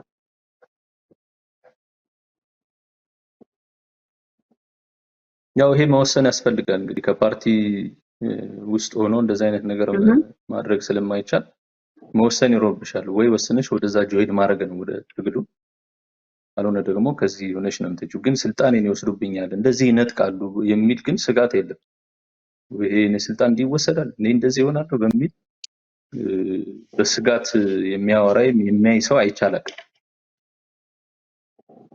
ይሄ እንግዲህ ብዙ ነገር ነው የሚናገረው እና አሁን ላለበት ደረጃ እንዲሁ ይደርሳል ብለን አናስብም እና ዝርዝር ነገር በዚህ ጉዳይ ላይ ማውራት አልፈልግም። በዚሁ ብናልፈው የተሻለ ይመስለኛል። መልካም እስቲ እዚሁ ላይ ይህንን ጥያቄ እንለፈውና እዚህ ጋር አብቅተን ምናልባት አማራ ህዝብ ላይ የሚደርሰው ትግል ጭቆና በፋኖ መሪነት ትግሉ እንደቀጠለ ሆኖ አንዳንድ ሰዎችም ይሄንን የአማራ ህዝብን ትግል ወይም ደግሞ የፋኖን ትግል ለሌሎች ህዝቦች ስጋት ነው፣ ለሌሎች ብሔር ብሔረሰቦች ወደ ጭቆና የሚወስድ ሌላ ያለፈ ስርዓት ለማምጣት ነው የሚል ተቃውሞን የሚያነሱበት እውነት የዚህ እርሶም እንደ ሰላም ሚኒስቴር ተቋም ውስጥ እንደመስራቱ በፌዴራል ደረጃም ስለነበሩ የሌሎች ብሔር ብሔረሰቦችስ መጨቆን ውስጥ አይደሉም ወይ? በደሉ ውስጥ አይደሉም ወይ? እውነት በደሉ ጀስት አማራ ስለሆነን ብቻ የደረሰብን የህልውና ትግል ብቻውን እንዳለ ሆኖ ግን ይሄ ስርዓት እውነት የሚመርጠው ነገር አለ ወይ? ለሌሎች ብሔር ብሔረሰቦች ምቹ ነው ወይ? እና አማራ ምቹ ከዚህ ከምቾት ካለው ግል ወይም ደግሞ ካለው ስርዓት ውስጥ ሊያናጥባቸው ነው ወይ የሚታገለው? ሌሎች ብሔር ብሔረሰቦች በነፃነት ውስጥ እና ያለ ጭቆና የተንቀሳቀሱ አማራ ብቻ የህልውና ስጋት ኖሮበት ታግሎ ሌላ ስርዓት ሊመጣባቸው ከምቾታቸው ላይ ወይም ደግሞ ከሰላማዊ አስተዳደራቸው ላይ ሊያናጥባቸው ሊያፈናቅላቸው የመጣ ትግል ነው ተብሎ ይወሰዳል። ትክክል ነው እንዳልሽው፣ በውስጥ በውጭም የሚታዩ ስጋቶች አሉ። ይሄ የሚገርም ነገር አይደለም። እንግዲህ እስከዛሬ ለረጅም ዘመን ላለፉት 50 ዓመታት በተለይም በኢህአዴግ ዘመንም የነበሩ ትርክቶች በተለይም ከአማራ ማህበረሰብ የወጡ ሊቃን የሚታዩበት መንገድ እስካሁንም ያለው ዶሚናንት ናሬቲቭ ምን እንደሆነ ይታወቃል። የሱ ጫና እና የሱ እሳቤ አሁንም እንዳለ ነው። አሁንም እንዲሁ በተደራጀ መልኩም የሚሰሩ ስራዎች አሉ። ይሄ አይነት ትግል ከዛ የሚመጡ ሰዎች የምታደርገው ንግግር ሁሉ ዶሚኔት ለማድረግ ሌሎችን ለመጫን በማሰብ ነው። ይሄ አማራ እንደዚህ እሳቤ ነው፣ የድሮ ስርዓት ለማምጣት ነው የሚሉ ነገሮች ይነሳሉ። ብዙዎቹ ትክክለኛ ስጋት በመነጨ የሚያነሱ ይመስለኛል። ተወሰኑት ግን እያወቁ የራሳቸውን የፖለቲካ ጥቅም ለማስጠበቅ እንዲሁም የበላይነታቸውን ለማስጠበቅ ትግሉ ተጠናክሮ እንዳይወጣ የማድረግ እንቅስቃሴዎችም ስለሚያደርጉ የሚመነጭ ነው። በተወሰነ መልኩ ደግሞ አንዳንድ በውጭ ያሉ ምን የሆኑ እንግዲህ አንድ የአማራ መሰረታዊ ችግር ብዙ ሰዎች በስሙ የሚጠቀሙበት እና የሚናገሩበት ነው። አንዳንድ ሰዎችም የሚያደርጓቸው ንግግሮች እንዲህ አይነት ነገር ሊያመጣ ነው በሚል ምንም አይነት ውይይት ያልተካሄደበት ከፓርቲውም እንደ ፋኖም ወይም እዛ ካለ የተደራጀ ኃይል ባልተሰጠ መግለጫ ያን በመወከል ንግግር የሚያደርጉ ሰዎች አሉ። እነዚህ ሰዎች ሰው እንዲጠራጠር የድሮ ስርዓትን ለማምጣት ነው ወይ የሚሰሩት፣ ዶሚኔት ለማድረግ ነው ወይ የሚመጡት የሚል ነገር ይነሳል። እንደኔ ግን ይሄን ትግልም ስደግፍ የአንድን ማህበረሰብ የበላይነትን ማረጋገጥ አንዱ መጥቶ በሌሎች ላይ ራሱን ሀሳብ የሚጭንበት ሳይሆን ለሁሉም በእኩል የሚገለበት ስርዓት አሁን የምንታገልበት እኮ ሁሉም በእኩልነት ይታይ የሚል ነው። እኩል ባልሆንበት ስርዓት ውስጥ ሰላም ማረጋገጥ አይቻልም። በምንም አይነት መንገድ አንድ ማህበረሰብ ወይም አንድ ብሔር የወጡ ሰዎች የበላይነት ይዘው በራሳቸው ፍላጎትና አጀንዳ አገር እየመሩ የምንሄድበት ዘመን ያበቃ ነው። በፊት ከነበረው ከኢህአዴግ ዘመን የተሻለ ነገር አልመጣም። የተወሰኑ አካላት የበላይነት ተጠቃሚነትን የሚያረጋግጥ ስርዓት እንደባለፈው በተደራጀና በሰፋ መልኩ እየተካሄደ ነው ያለው። ይሄ መቆም አለበት ነው አንዱ የትግሉ እንቅስቃሴ እንጂ ለአንድን ማህበረሰብ ጠቅሞ ሌሎች ላይ ለመጉዳት ለመጫን አይደለም። ሁሉም ማህበረሰብም ከፍተኛ ጫና ውስጥ ነው ያለው። አሁን በኦሮሚያ ማህበረሰብ በኦሮሚያ ክልል ብንወስድ በጣም በመሰረታዊ ችግር ውስጥ ያለ ተከታታይ ጦርነቶች ውስጥ የተካሄዱ አፈናዎች፣ ማገት፣ ግድያዎች ያው የሚታፈኑት የሚገደሉ እዛ አማራ ብቻ አይደለም ከኦሮሚያም ከራሳቸውም ሲቪል ዜጋም ይታፈናሉ፣ ይገደላሉ። አመራሩም በከፍተኛ ሙስና ተዘፍቆ ቀላል የሆነች ጉዳይ እንኳን ቀበሌ ሄዶ ለማስፈጸም ገንዘብ እየተጠየቁ በመከራ ውስጥ እየማቀቁ ያሉ ናቸው። እንግዲህ ብዙ ጊዜ ያው የተረኝነት ኢሹ ይነሳል። ምን ማለት ነው የሚለውን ቀደም ሲልም እንግዲህ የትግራይ አማራ ገዢ መደብ ነበር ይላሉ። ግን የአማራ ማህበረሰብ በተለይ የተጠቀመበት የሚያሳይ ምንም አይነት ማስረጃ እስካሁን የለም። በትግራይም ዘንድ እንግዲህ በህወሓትም ዘመን እንዲሁም በህወሓት ዘመን የነበሩ አመራሮች ቡድኖች የራሳቸውን ጥቅም ሲያካብቱ ሲመዘብሩ ነው የነበሩት። እንደ ማህበረሰብ ብናየው ደግሞ ያን የሚያሳይ አይደለም። አሁንም ያለው ተመሳሳይ ነው። የተወሰኑ ቡድኖች የራሳቸውን የግል ጥቅም የቡድን ጥቅም ለማረጋገጥ የሚሰሩ አካላት አሉ፣ ተደራጅተውም የሚሰሩ አሉ። ነገር ግን እንደ ማህበረሰቡ በተለይ የተጠቀመበት ብቻ ሳይሆን በደል ውስጥ ነው ያለው። በሌሎችም እንዲሁ ተመሳሳይነት የሚታይ ነው። ግን ጎላ ብለው በአማራና ኦሮሚያ ክልል ላይ ባለው ጫና ባለው ግጭት በትግራይም ሁላችንም የምናውቀው ነው ማህበረሰቡ ለከፍተኛ ጉዳት እየተዳረገ ያለበት ነው ለማለትም እንጂ የአንድ ብሔር መጥቶ በሌሎቹ ላይ የራሱን ሀሳብና ሀሳብ መጫን የሚሄድበት ምንም አይነት አሰራር ሊኖር አይችልም። የሌሎችም ማህበረሰብ ድጋፍ ሊያደርጉለት የሚገባ ነው። እኔ በተለያየ ጊዜ በሰል ያሉ የፋኖ መግለጫ ሲሰጡም ሰምቻለሁኝ። ይሄ ብሔር ብሔረሰቦችን በጋራ ሆኖ በመታገል ለኢትዮጵያ ሊበጅ የሚችል ስርዓት ማቋቋም አለብን፣ ድጋፍም ከናንተ ለኛ ያስፈልጋል። እዛ ክልል ያለው ትግል ብቻውን ለውጥ ሊያመጣ ስለማይችል የሌሎችንም ድጋፍ ያስፈልጋል በሚል ሲናገሩ በተደጋጋሚ ሰማለሁ። ያው መርጠን የምንሰማ መሆናችን ነው ችግሩ እንጂ ተወሰኑ ሁሉ ትግሉን ለማበላሸት አንዳንድ ተገቢ ያልሆነ ንግግር ያደርጉ እንዳሉ ሁሉ ይሄ የጋራ ሀገር በጋራ መገንባት አለብን። በጋራ አዲስ ኒው ሶሻል ኮንትራክት ያስፈልገናል። በእኩልነት መኖር አለብን። ሌሎችንም ያካተተ በሃይማኖትም ሊሆን ይችላል፣ በብሔርም ሊሆን ይችላል፣ በአካባቢም ሊሆን ይችላል።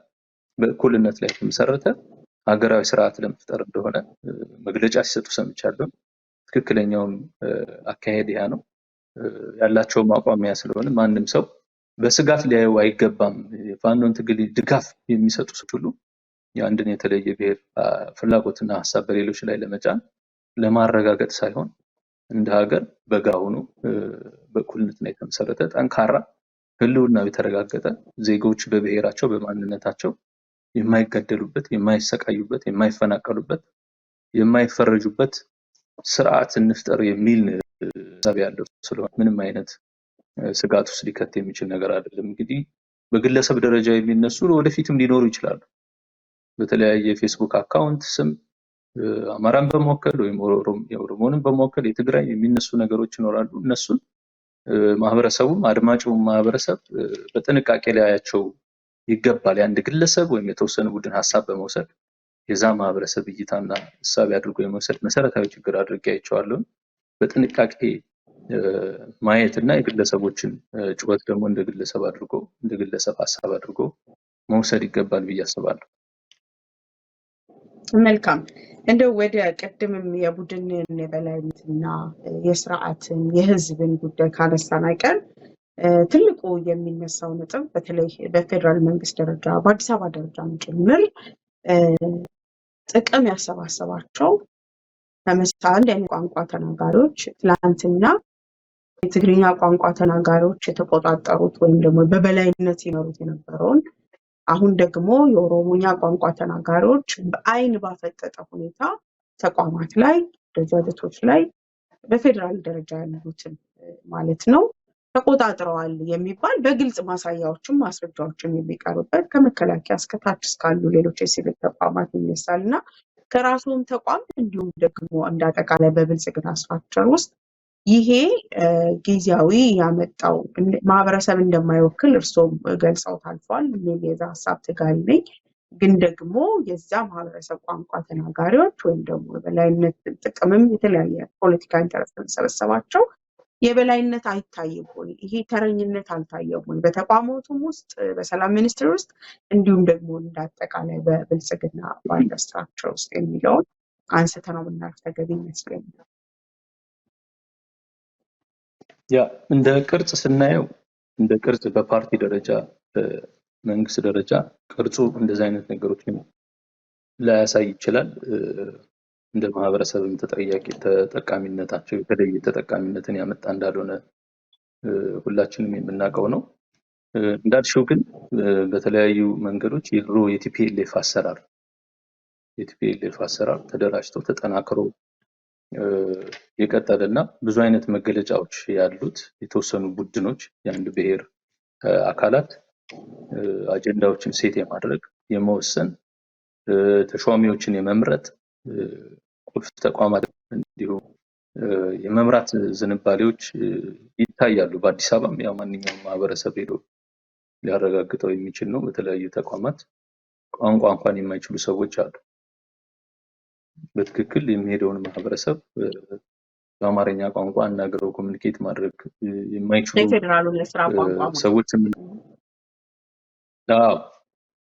የራስን ቋንቋ ያለ ፍላጎት አዲስ አበባ ላይ አሁን የአዲስ አበባ ማህበረሰብ ሳያውቀው ሳይፈቅድ ሳይወያይ የራስን ቋንቋ የመጫን በሌሎቹ ላይ በፓርቲ ደረጃ ህብረ ብሔራዊ ቋንቋን ህብረ ብሔራዊ ማድረግ ሁሉም የሚጠቀሙበት ያለው ስምምነት እንደተጠበቀ ሆኖ ነገሮች ግን ሲፈጸሙ በውይይት ኢምፖዝ የሚደረጉ ሳይሆን በውይይት እንጂ ዘመኑ የኔ ነው ወቅቱ የኔ ነው በሚል የራስን ሐሳብ እና ፍላጎት በሌሎች ላይ አስገድዶ የመጫን ዝንባሌዎች አዲስ አበባ የኦሮሞ ነው የሚል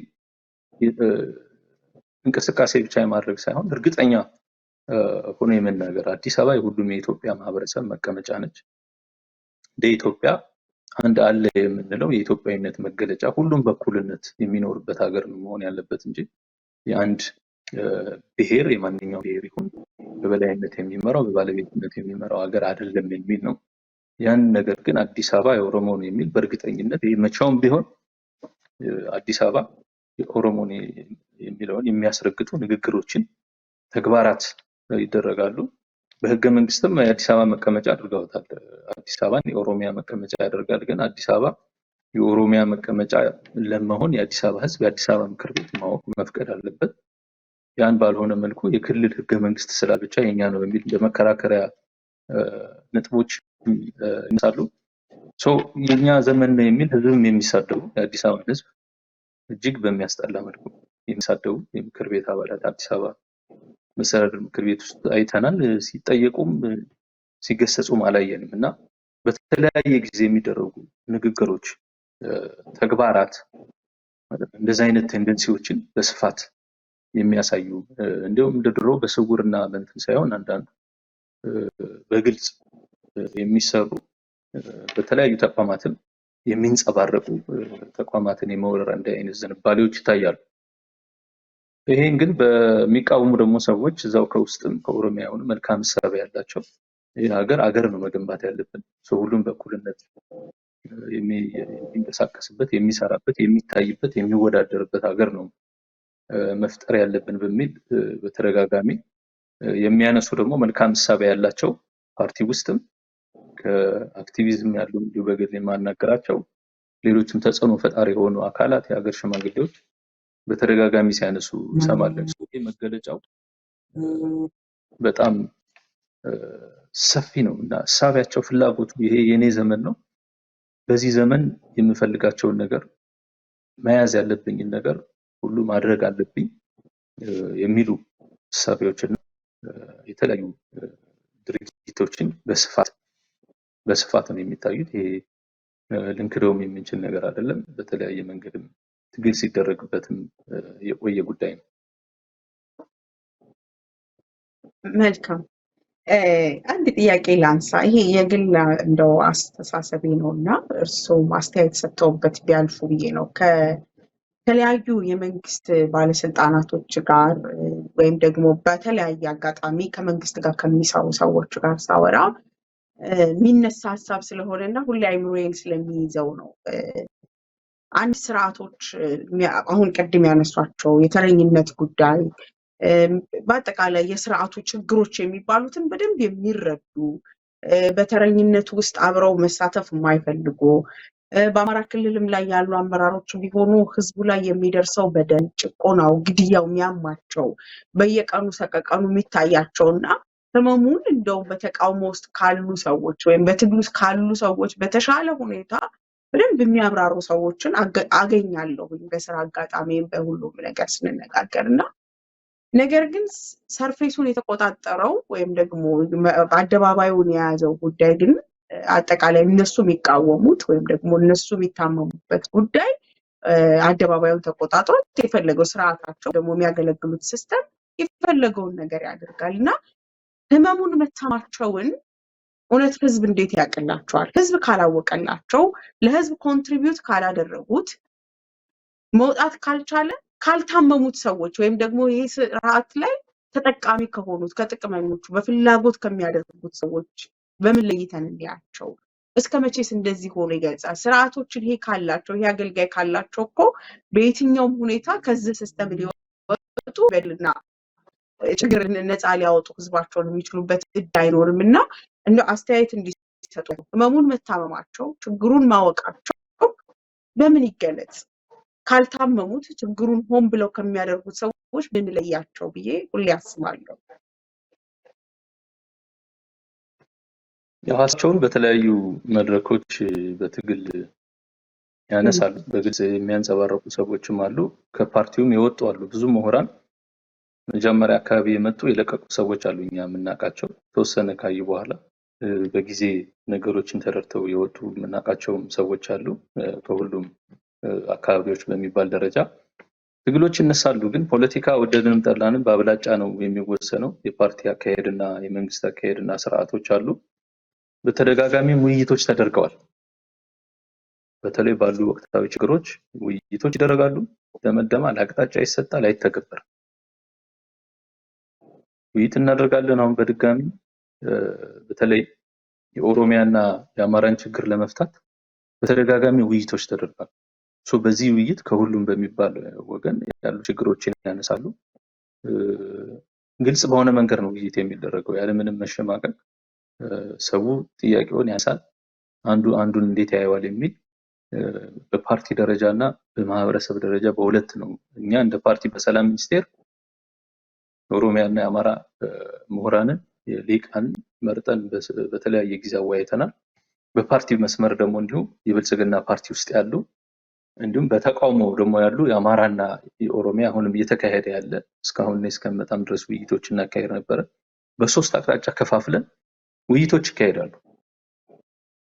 በፓርቲ ውስጥ ያለው ችግር ለመፍታት የተደረጉ ውይይቶች፣ የተሰጡ አቅጣጫዎች ተግባራዊ ተደርገዋል።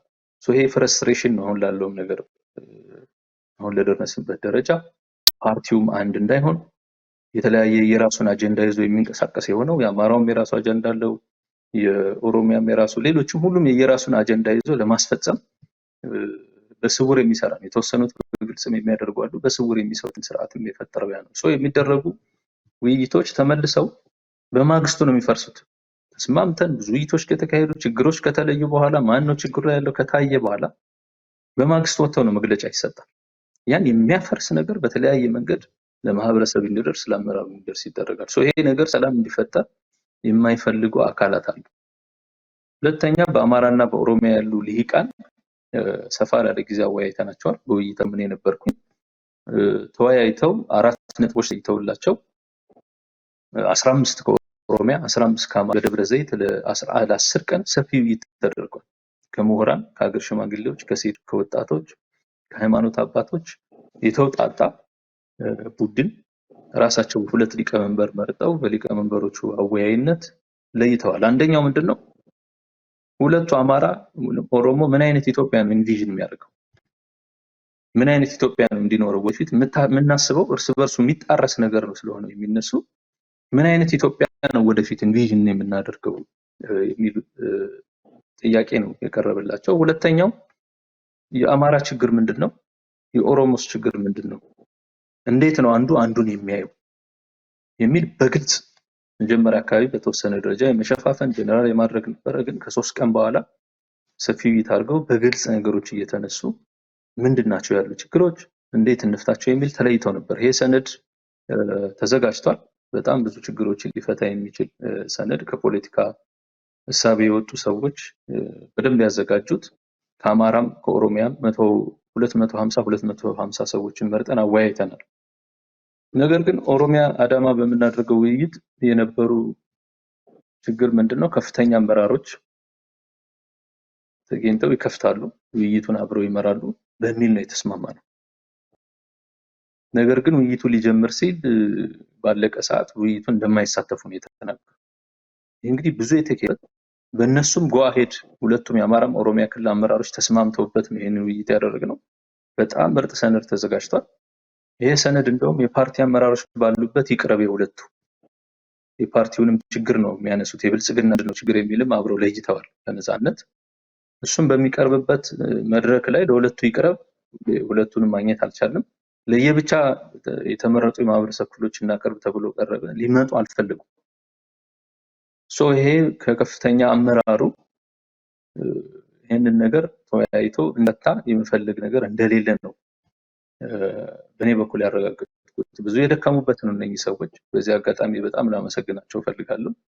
ነፃነት የአማራ ላይ እንዴት ነው አንድ ኦሮሞ አማራ እንዴት ነው የሚያየው? አንድ አማራ ኦሮሞ እንዴት ነው የሚያየው? አሁን ላለው እርስ በርስ ያለ መተማመን ስጋት መንስኤው ምንድነው? ምንድነው ችግሩ የሚለው ሁሉም ፍርጥ አድርጎ ይሄ በየሚዲያው የሚወራው ምንም በደንብ ተለይተው መንግስትስ እንዴት ይታያል? ብልጽግና እንዴት ነው ማኔጅ ያደረገው? ሂስቶሪካሊ ናሬቲቭስ ያሉ ምንድናቸው ችግሮች የሚል በደንብ የተለየ ምርጥ ሰነድ የተዘጋጀበት ነበር። ግን አመራሩ ባለው የመተባበር ችግሩን በመፍታት ያላቸው ፍላጎት በጣም ዝቅተኛ ስለሆነ ብዙም ገፍቶ እንዳይሄድ አድርጎታልና አንዱ መሰረታዊ ችግር ድብቅ ነገሮች መኖራቸው ነው። በሁሉም ደረጃ ኦሮሞ የራሱ ድብቅ አጀንዳ የሚያራምዱ የኦሮሚያ ልሂቃን አሉ። እኛ በዚህ ፓርቲ ውስጥ አምነን እየሰራን ቢሆንም በድብቅ አጀንዳና ዓላማቸው ነው የሚመሩት የሚል ተስፋ የመቁረጥ እና በራስ ደግሞ ሀሳብና አስተሳሰብ አጀንዳ የመሄድ ፍላጎቶች ዲቨሎፕ እያደረጉ የመጡት ነው እና ትግሎች ይደረጋሉ። ነገር ግን መጠነኛ ተስፋ ቆርጠው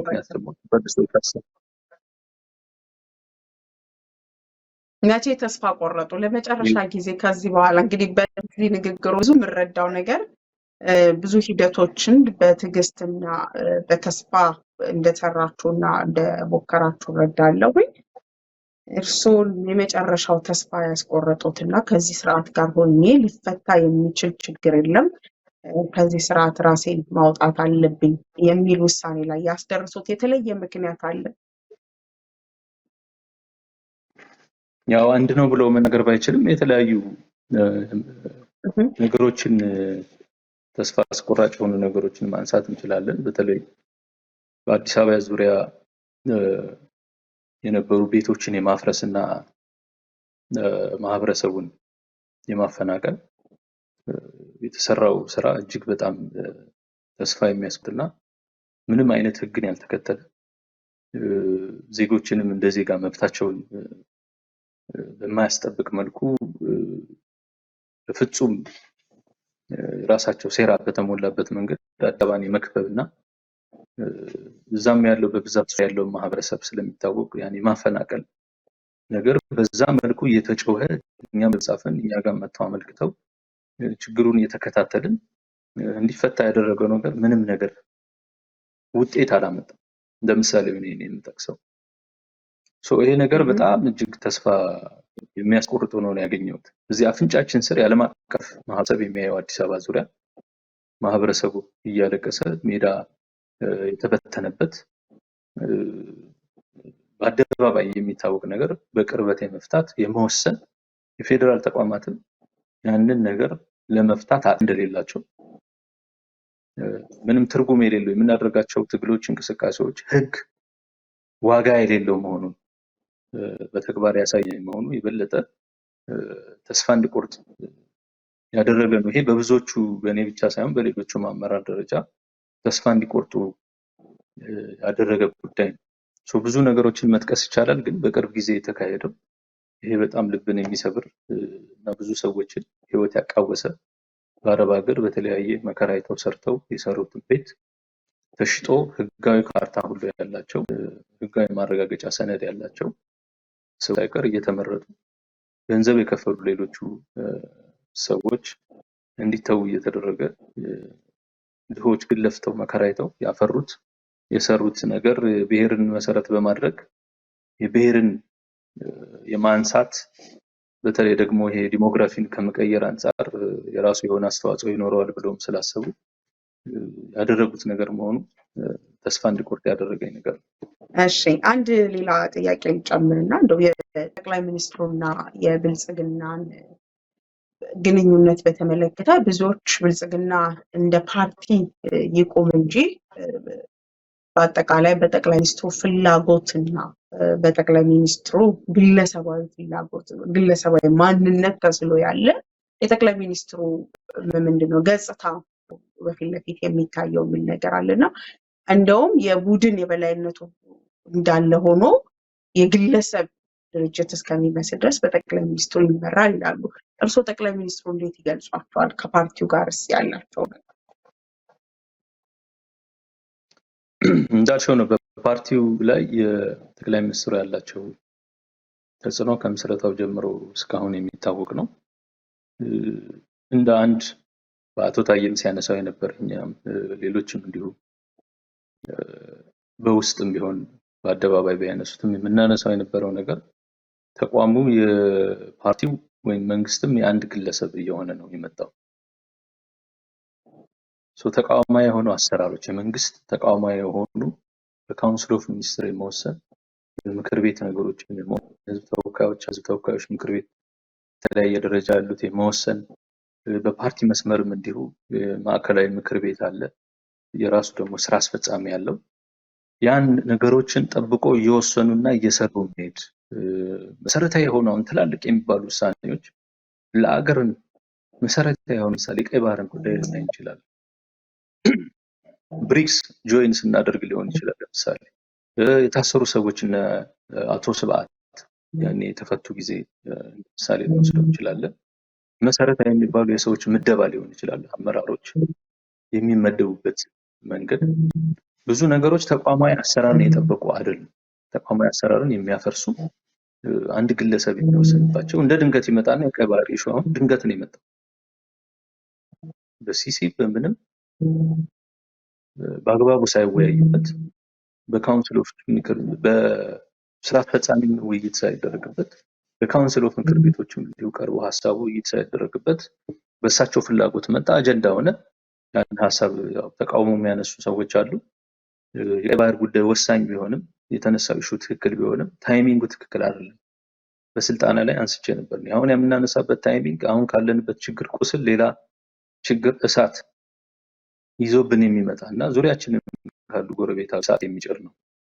ይሄ ሊታሰብበት ይገባል የሚል ነው። ግን ይሄ በሲሲ እሳቸው ጽሁፍ አቅርበው ከተወያዩ ከተወሰነ ኦልሬዲ በኋላ ስለሆነ እንድናቀው ነው ውይይት የሚደረገው እንጂ በውሳኔ ደረጃ ማዕከላዊ ምክር ቤት ወይም የፓርቲው ማዕከላዊ ምክር ቤት በመንግስት ደረጃም ያለው ዋና ስራ አስፈጻሚ በየደረጃ ያሉ እንትኖች ወስነውበት በጥልቀት ችግሩን ጥቅሙን አይተው ተያይተው የሚያመጡበት ጉዳይ አይደለም። የእነ አቶ ስብዓትን በተመለከተም ተመሳሳይ ነው። የካውንስል ኦፍ ምክር ቤት ካቢኔው ይሁን የስራ አስፈጻሚው እንደማንኛውም ሰው በዜና ነው የሰማውና እንዲህ መሰረታዊ የሚባሉ አገራዊ የሆኑ ጉዳዮችን በግለሰብ ደረጃ የመወሰን ምደባዎችን በተመለከተ ያን የማድረግ አንዳንድ የሚናገሩ ደግሞ አፍራሽ የሆኑ ንግግሮችንም እንዲሁ ነገሮችን የማጦዝና የመሄድ በኦርቶዶክስ በተፈጠረው ችግር የበለጠ ነገሩን ያባባሰው ጉዳይ ያ ነገር ነው። ይሄ እንግዲህ ፓርቲው ተወያይቶ አቋም የያዛቸው ነገሮች አይደሉም። በግለሰብ ዝንባሌዎች ይታያሉ። ሌሎቹ እንደማይሰሩ እና ብዙ ሚኒስትሮችን ያሉትንም የማይመጥል ለመኪና ለኮብራ ብለው ነው የሚመጡት። እንዲህ ያደርጋሉ፣ በኋላ ብር ይወጣሉ። ይሄ መሰረታዊ ነገር በመሳት ዋናው ቁልፍ ችግር እያለ ሌላ ነስ ያሉ መኪና ቢግ ዲል አለም ያን ዲስኮርስ በመውሰድ የማሳየትና እዛ ያለው አመራር ተጠቃሚ እንደሆነ ተደርጎ እንዲሳል የሚያደርግና ያ በህዝብ የሚነሳው ነገር ዲስኮርስ ያረጋገጡበት ሆኖ ነው ያገኘሁት። እኛ እንግዲህ ብዙ ሰው የራሱ ሀብት ያላቸው ብዙ ሰዎች አሉ፣ የራሳቸው መኪና የራሳቸው ቤት ያላቸው ይሄ እንደ ትልቅ እንደ ቢግ ዲል የማያዩት አሉ። ግን ብዙ ጊዜ በተደጋጋሚ ትችት ሲሰጠም ስለማይ ነው ይሄ ሆዳም ናቸው የሚል ይነሳል። እኔ ምን እንደሆነ ጥቅሙ እኔ እዚህ ከገባው በኋላ ኢኮኖሚካሊ ያሽቆለቀልኩበት እንጂ ምንም ያገኘው ጥቅም የለም። ሰው በሀቅ የሚሰራ ከሆነ ባለው መንግስት በሚሰጠው ደሞዝ የሚኖር ከሆነ እጅግ የማይበቃ አነስተኛ ደሞዝ የምናገኝበት ሆዳም ሊያስብል የሚችል ነገር እንዳልሆነ አይቼዋለሁኝ። ይሄ እንደው በብዙ እንትን ላይ ምን መታረም አለበት ብዬ አስባለሁ። ምንም የሚገኝ ጥቅም የሌለበት ነው። ሰው ለትግል ተብሎ ነው እንጂ የተገባው። እኔ ዩኒቨርሲቲ እያለሁ እና አሁን ተሿሚ ሆኜ በብዙ መልኩ ዝቅተኛ የሆነ ኑሮ ሰው የሚያየው በመኪና V8 መኪና ገብቶሽ መሄድሽን እንጂ ምን ይበላል ምን ይለብሳል የሚለውን የሚያይ ማህበረሰብ ስለሌለና ብዙ ጥቅም የሚገኝበት ተደርጎ እንግዲህ በህገወጥ መንገድ ከሄዱ ተጠቃሚ የሚሆኑበት ነገር ሊኖር ይችላል። እሱ ህገወጥ ነው፣ ተገቢነት የሌለው ነው። እሱ ሌብነት ነው። በክስ ህገወጥ እንደሆነና በህግ ሊያስጠይቅ የሚችል ጉዳይ ነው። እንደ መደበኛ አሰራርና እንደምናገኛቸው ጥቅማ ጥቅሞች ግን ስናየው በዛ ልክ ካለው ከተቀመጥንበት ችግር እሳት ነው። ያው እንደምታውቂው ትችቱ ጫናው በጣም ከባድ ነው። በዛ ልክ የሚያስብል ነገር አይደለም። ነገር ግን እንዳልሽው ዋናው እንዳነሳሽው ነጥብ እንደዚህ አይነት ነገሮች አይ ቲንክ የሚነሱት በህግ ተቀምጠው የሚሰጡ ደሞዝ እና ጥቅማ ጥቅምን አይደለም። ይሄ ኖርማሊ በህግ የሚሰጥ ነገር ነው፣ በህግ የጸደቀ ነገር ነው። ነገር ግን እርሱም አንስተውታል። በህገወጥ መንገድ ብቻ ሳይሆን ቦታው ራሱ የፈቀደላቸውን እና የሚያመጣላቸውን እድል በመጠቀም ህዝብን ሀብት የሚቦጠቡጡ ራሳቸውን ያከበሩ ወይ ሀብትን በምንም ያከበሩ ብዙ ሰዎች እንዳሉ ስለሚገለጽ ሰው እንደ ግለሰብ ራስዎትን ሊገልጹ ይችላሉ እንጂ አይወክለኝም ብለው ስርዓቱ ላይ ያሉ ሰዎች አይነተኛ ምሳሌዎችን ማንሳት ይቻላል። በዚህ ደረጃ የከበሩ ሰዎች ትክክል ነው። እሱ እኮ በፓርቲ ደረጃም ተገምግሞ ሙስና በጣም ተዘፍቋል። እንደ ኖርማል አሰራር ማህበረሰብ በሄደበት የባንክ አካውንት የተሰጠው ከነስሙ ያለ ፍርሃት ገንዘብ እንዲያስገባ የሚጠየቅበት መታወቂያ እንኳን ለማውጣት አሄድ ይጠየቃል። የአመራር የተለየ ፕሪቪሌጅም የሚያገኝበት አይደለም። ቢሄድ ማንኩል ዞሮ ይሄን አስገባ ምንም የማይፈሩበት ነው። ማንም ቢሄድ ግልጽ የሆነ የሙስና ስራ የሚሰራበት ስርዓት እንደሆነ በተለያየ መንገድ ያየ ነው። በፓርቲም የተገመገመ በእኔ እንደውም ምሳቤ ዘስቴቱ ካፕቸር ተደርጓል ብዬ ነው ማሰቡ። በባለ ሀብት ተወሰኑ በጥቅም በተሳሰሩ የፖለቲካ አመራሮች ስቴቱ ካፕቸር ተደርገው ማህበረሰቡን ለችግር የሚያጋልጥ መሬት የሚቸበቸብበት እንደሆነ ይሄ ግልጽ የሆነና የሚታይ ነገር ነው። በፓርቲውም የተለየ ነው። እኛም ብዙ ጊዜ በተደጋጋሚ የምናነሳቸው የነበሩ ናቸው። ሙስና እጅግ ስር የሰደደ መሰረታዊ ችግር መሆኑ ይሄ ግልጽ ነው። ስር ያላቸው የከበሩ ሰዎች አሉ። አንዱም እኮ ህግ ተጠያቂነት የምንለው እኮ አቶ ታዬ በተደጋጋሚ የሚያነሳው ማስረጃ አለኝ። ኦሮሚያ ክልል ባሉ የተወሰኑ አመራሮች እንዲህ አይነት ስራዎች ይሰራሉ። ይሄንን ችግር እንዲፈጠር ያደረጉት ይሄ ዋጋ እንዲንር ያደረጉት እነኚህን ራሱ በመጥራት በተለያዩ የውስጥ ድርጎች ላይ በስም በመጥራት ይሄ ችግሩ መጠየቅ አለባቸው። አንዱ መሰረታዊ የሱም በተደጋጋሚ ያነሳቸው የነበሩ ይሄ ነው እና በሙስና ይዘፈቃሉ። ግን ታች ያለው እንጂ ላይ ያለው በግልጽ በማህበረሰብ ደረጃ የሚታይ የሚወራ ለማወቅም ለማረጋገጥም በጣም ቀላል የሆነ ባለሀብት የሆኑ የተዘፈቁ ሰዎች እንዳሉ ትክክል ነው። እኔ የምለው እንደ መደበኛ ማንም ሰው ሲሾም የሚያገኛቸው መደበኛ የሆኑ በትክክል ለሚሰራ ሰው ያሉ እንትኖች ግን ያን የሚያስብሉ አይደሉም። እኛ ተቋም ላይ ብንሄድ አሁን እኔን አቶ ታዬን አቶ ብናር በደሞዝ የሚበልጡን ከስር ያሉ ሰራተኞች አሉ። እንዳልሽው የፊት ለፊት ያለውን ያለን ህጋዊ የሆነውን መደበኛ እንደማንኛውም ሰው የምናገኘው ጥቅም የተለየ የለም ከማለት ለማለት ነው እንጂ ያልሽው ነገር ትክክል። መልካም። እስቲ አንድ ጥያቄ ላንሳ ወደ እርስዎ ተመልሼ። በዚህ ስርዓት ውስጥ በነበሩበት ጊዜ በጣም የሚቆጮት ወይም ደግሞ ይሄን ባደርገው ኖሮ ወይም ይሄን ባላደርገው ይሄን ብናገረው ኖሮ ይሄን ባልናገረው ኖሮ ብለው በጣም የሚቆጮት የሚጸጽቶት ነገር አለ? ያው የሚቆጨኝ ነገር ፓርቲውን ጆይን ማድረጌ እስካሁን ድረስ መጀመሪያ ወስኜ ፓርቲውን እንቅስቃሴ መግባት ትክክል እንዳልሆነ ሁሌም ነው የሚቆጨኝ። በነፃነት ከውጭ ሆኖ የነበረኝ ትግል እንቅስቃሴ ባለበት ሳይቀዘቅዝ በነበረው ሪትም በቀጥል የተሻለ ይሆን ነበር። ውስጥ ሆኜ ከሰራሁት በተሻለ በውጭ ትግል ባድረግ ለማህበረሰብ ጥያቄዎች ብቆም የተሻለ ይሆን ነበር እና ጆይን ማድረጌ በለውጡ ጊዜ በነበረው እንቅስቃሴ በችኮላ ይህን ትግል መቀላቀሉ እስካሁን ድረስ ትክክለኛ ውሳኔ አልወሰንኩም ብዬ በጣም ነው የሚቆጨኝ። ብዙ የሞተ የተፈናቀለ ማህበረሰብ አለ፣ ብዙ ችግሮች አሉ ባይን የሚያየውት። ያው እንግዲህ ስራዬ በዋናነት ግጭትም ላይ ስለሆነ በተለያዩ እስከ ቀበሌ ድረስ በሞት ብዙ ጊዜያትን እየቆየሁ አይቻለሁኝ። መተከል በነበረው ግጭት ብዙ ጊዜ ጦርነት መሃል በበረሃ ብዙ ወራት ቆይቻለሁኝ። በተለያዩ አካባቢዎችን በአፋርና በሶማሌ ኢሳ መካከል ባለው ግጭት ቅማንት አማራም በነበረው በተለያዩ ታች ባሉ ግጭቶች እስከ ቀበሌ ድረስ ሰርቻለሁኝ። በዛ ማያቸው የነበሩ ዘግናኝ ድርጊቶች እና እንትኖችን ማስቀረት አለመቻላችን ይቆጭሻል። በከፍተኛ ሁኔታ ስሜት የሚጎዳ ነገር ነው። ጊልቲ ነው የሚሰማሽ በውስጥሽ። ያው የዛ የመንግስትም አካል ስለሆንሽ ይሄን ነገር አስቆም አለመቻላችን፣ ይሄን ነገር መታደግ አለመቻላችን፣ በተለይ ደግሞ በተደጋጋሚ የተከሰተ ስለሆነ ያን አድሬስ ማድረግ አለመቻላችን በጣም ሁሌም የሚቆጭና የሚያንገበግብ ነው። ከኔ ስራዬም ጋር የተገናኘ ስለሆነ ብዙ ጊዜም ስለምናየው።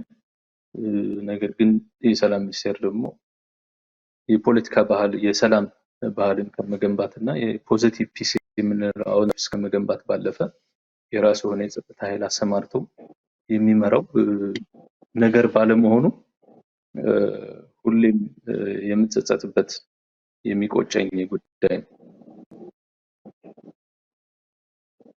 ይቅርታ መጠየቅ ይፈልጋሉ? በእርግጥ የፌስቡክ ገጹ ላይ የጻፉትን አይቻለሁኝ።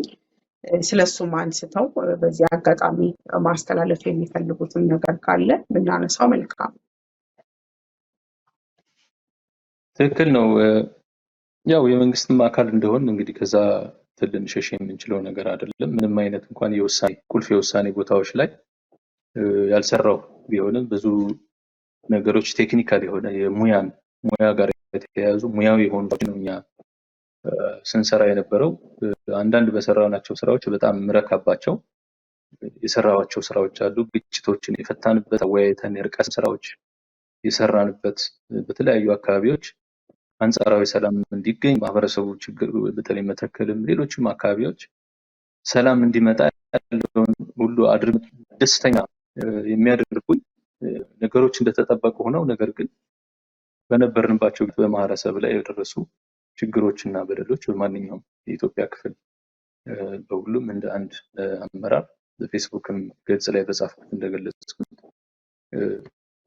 ስሜትን የሚጎዳ ከመሆኑ ላይ የህሊና ቁስል ስለሆነ በዚህ አጋጣሚ ያው ሁሉንም የማህበረሰብ ክፍል ይቅርታ መጠየቅ እፈልጋለሁ።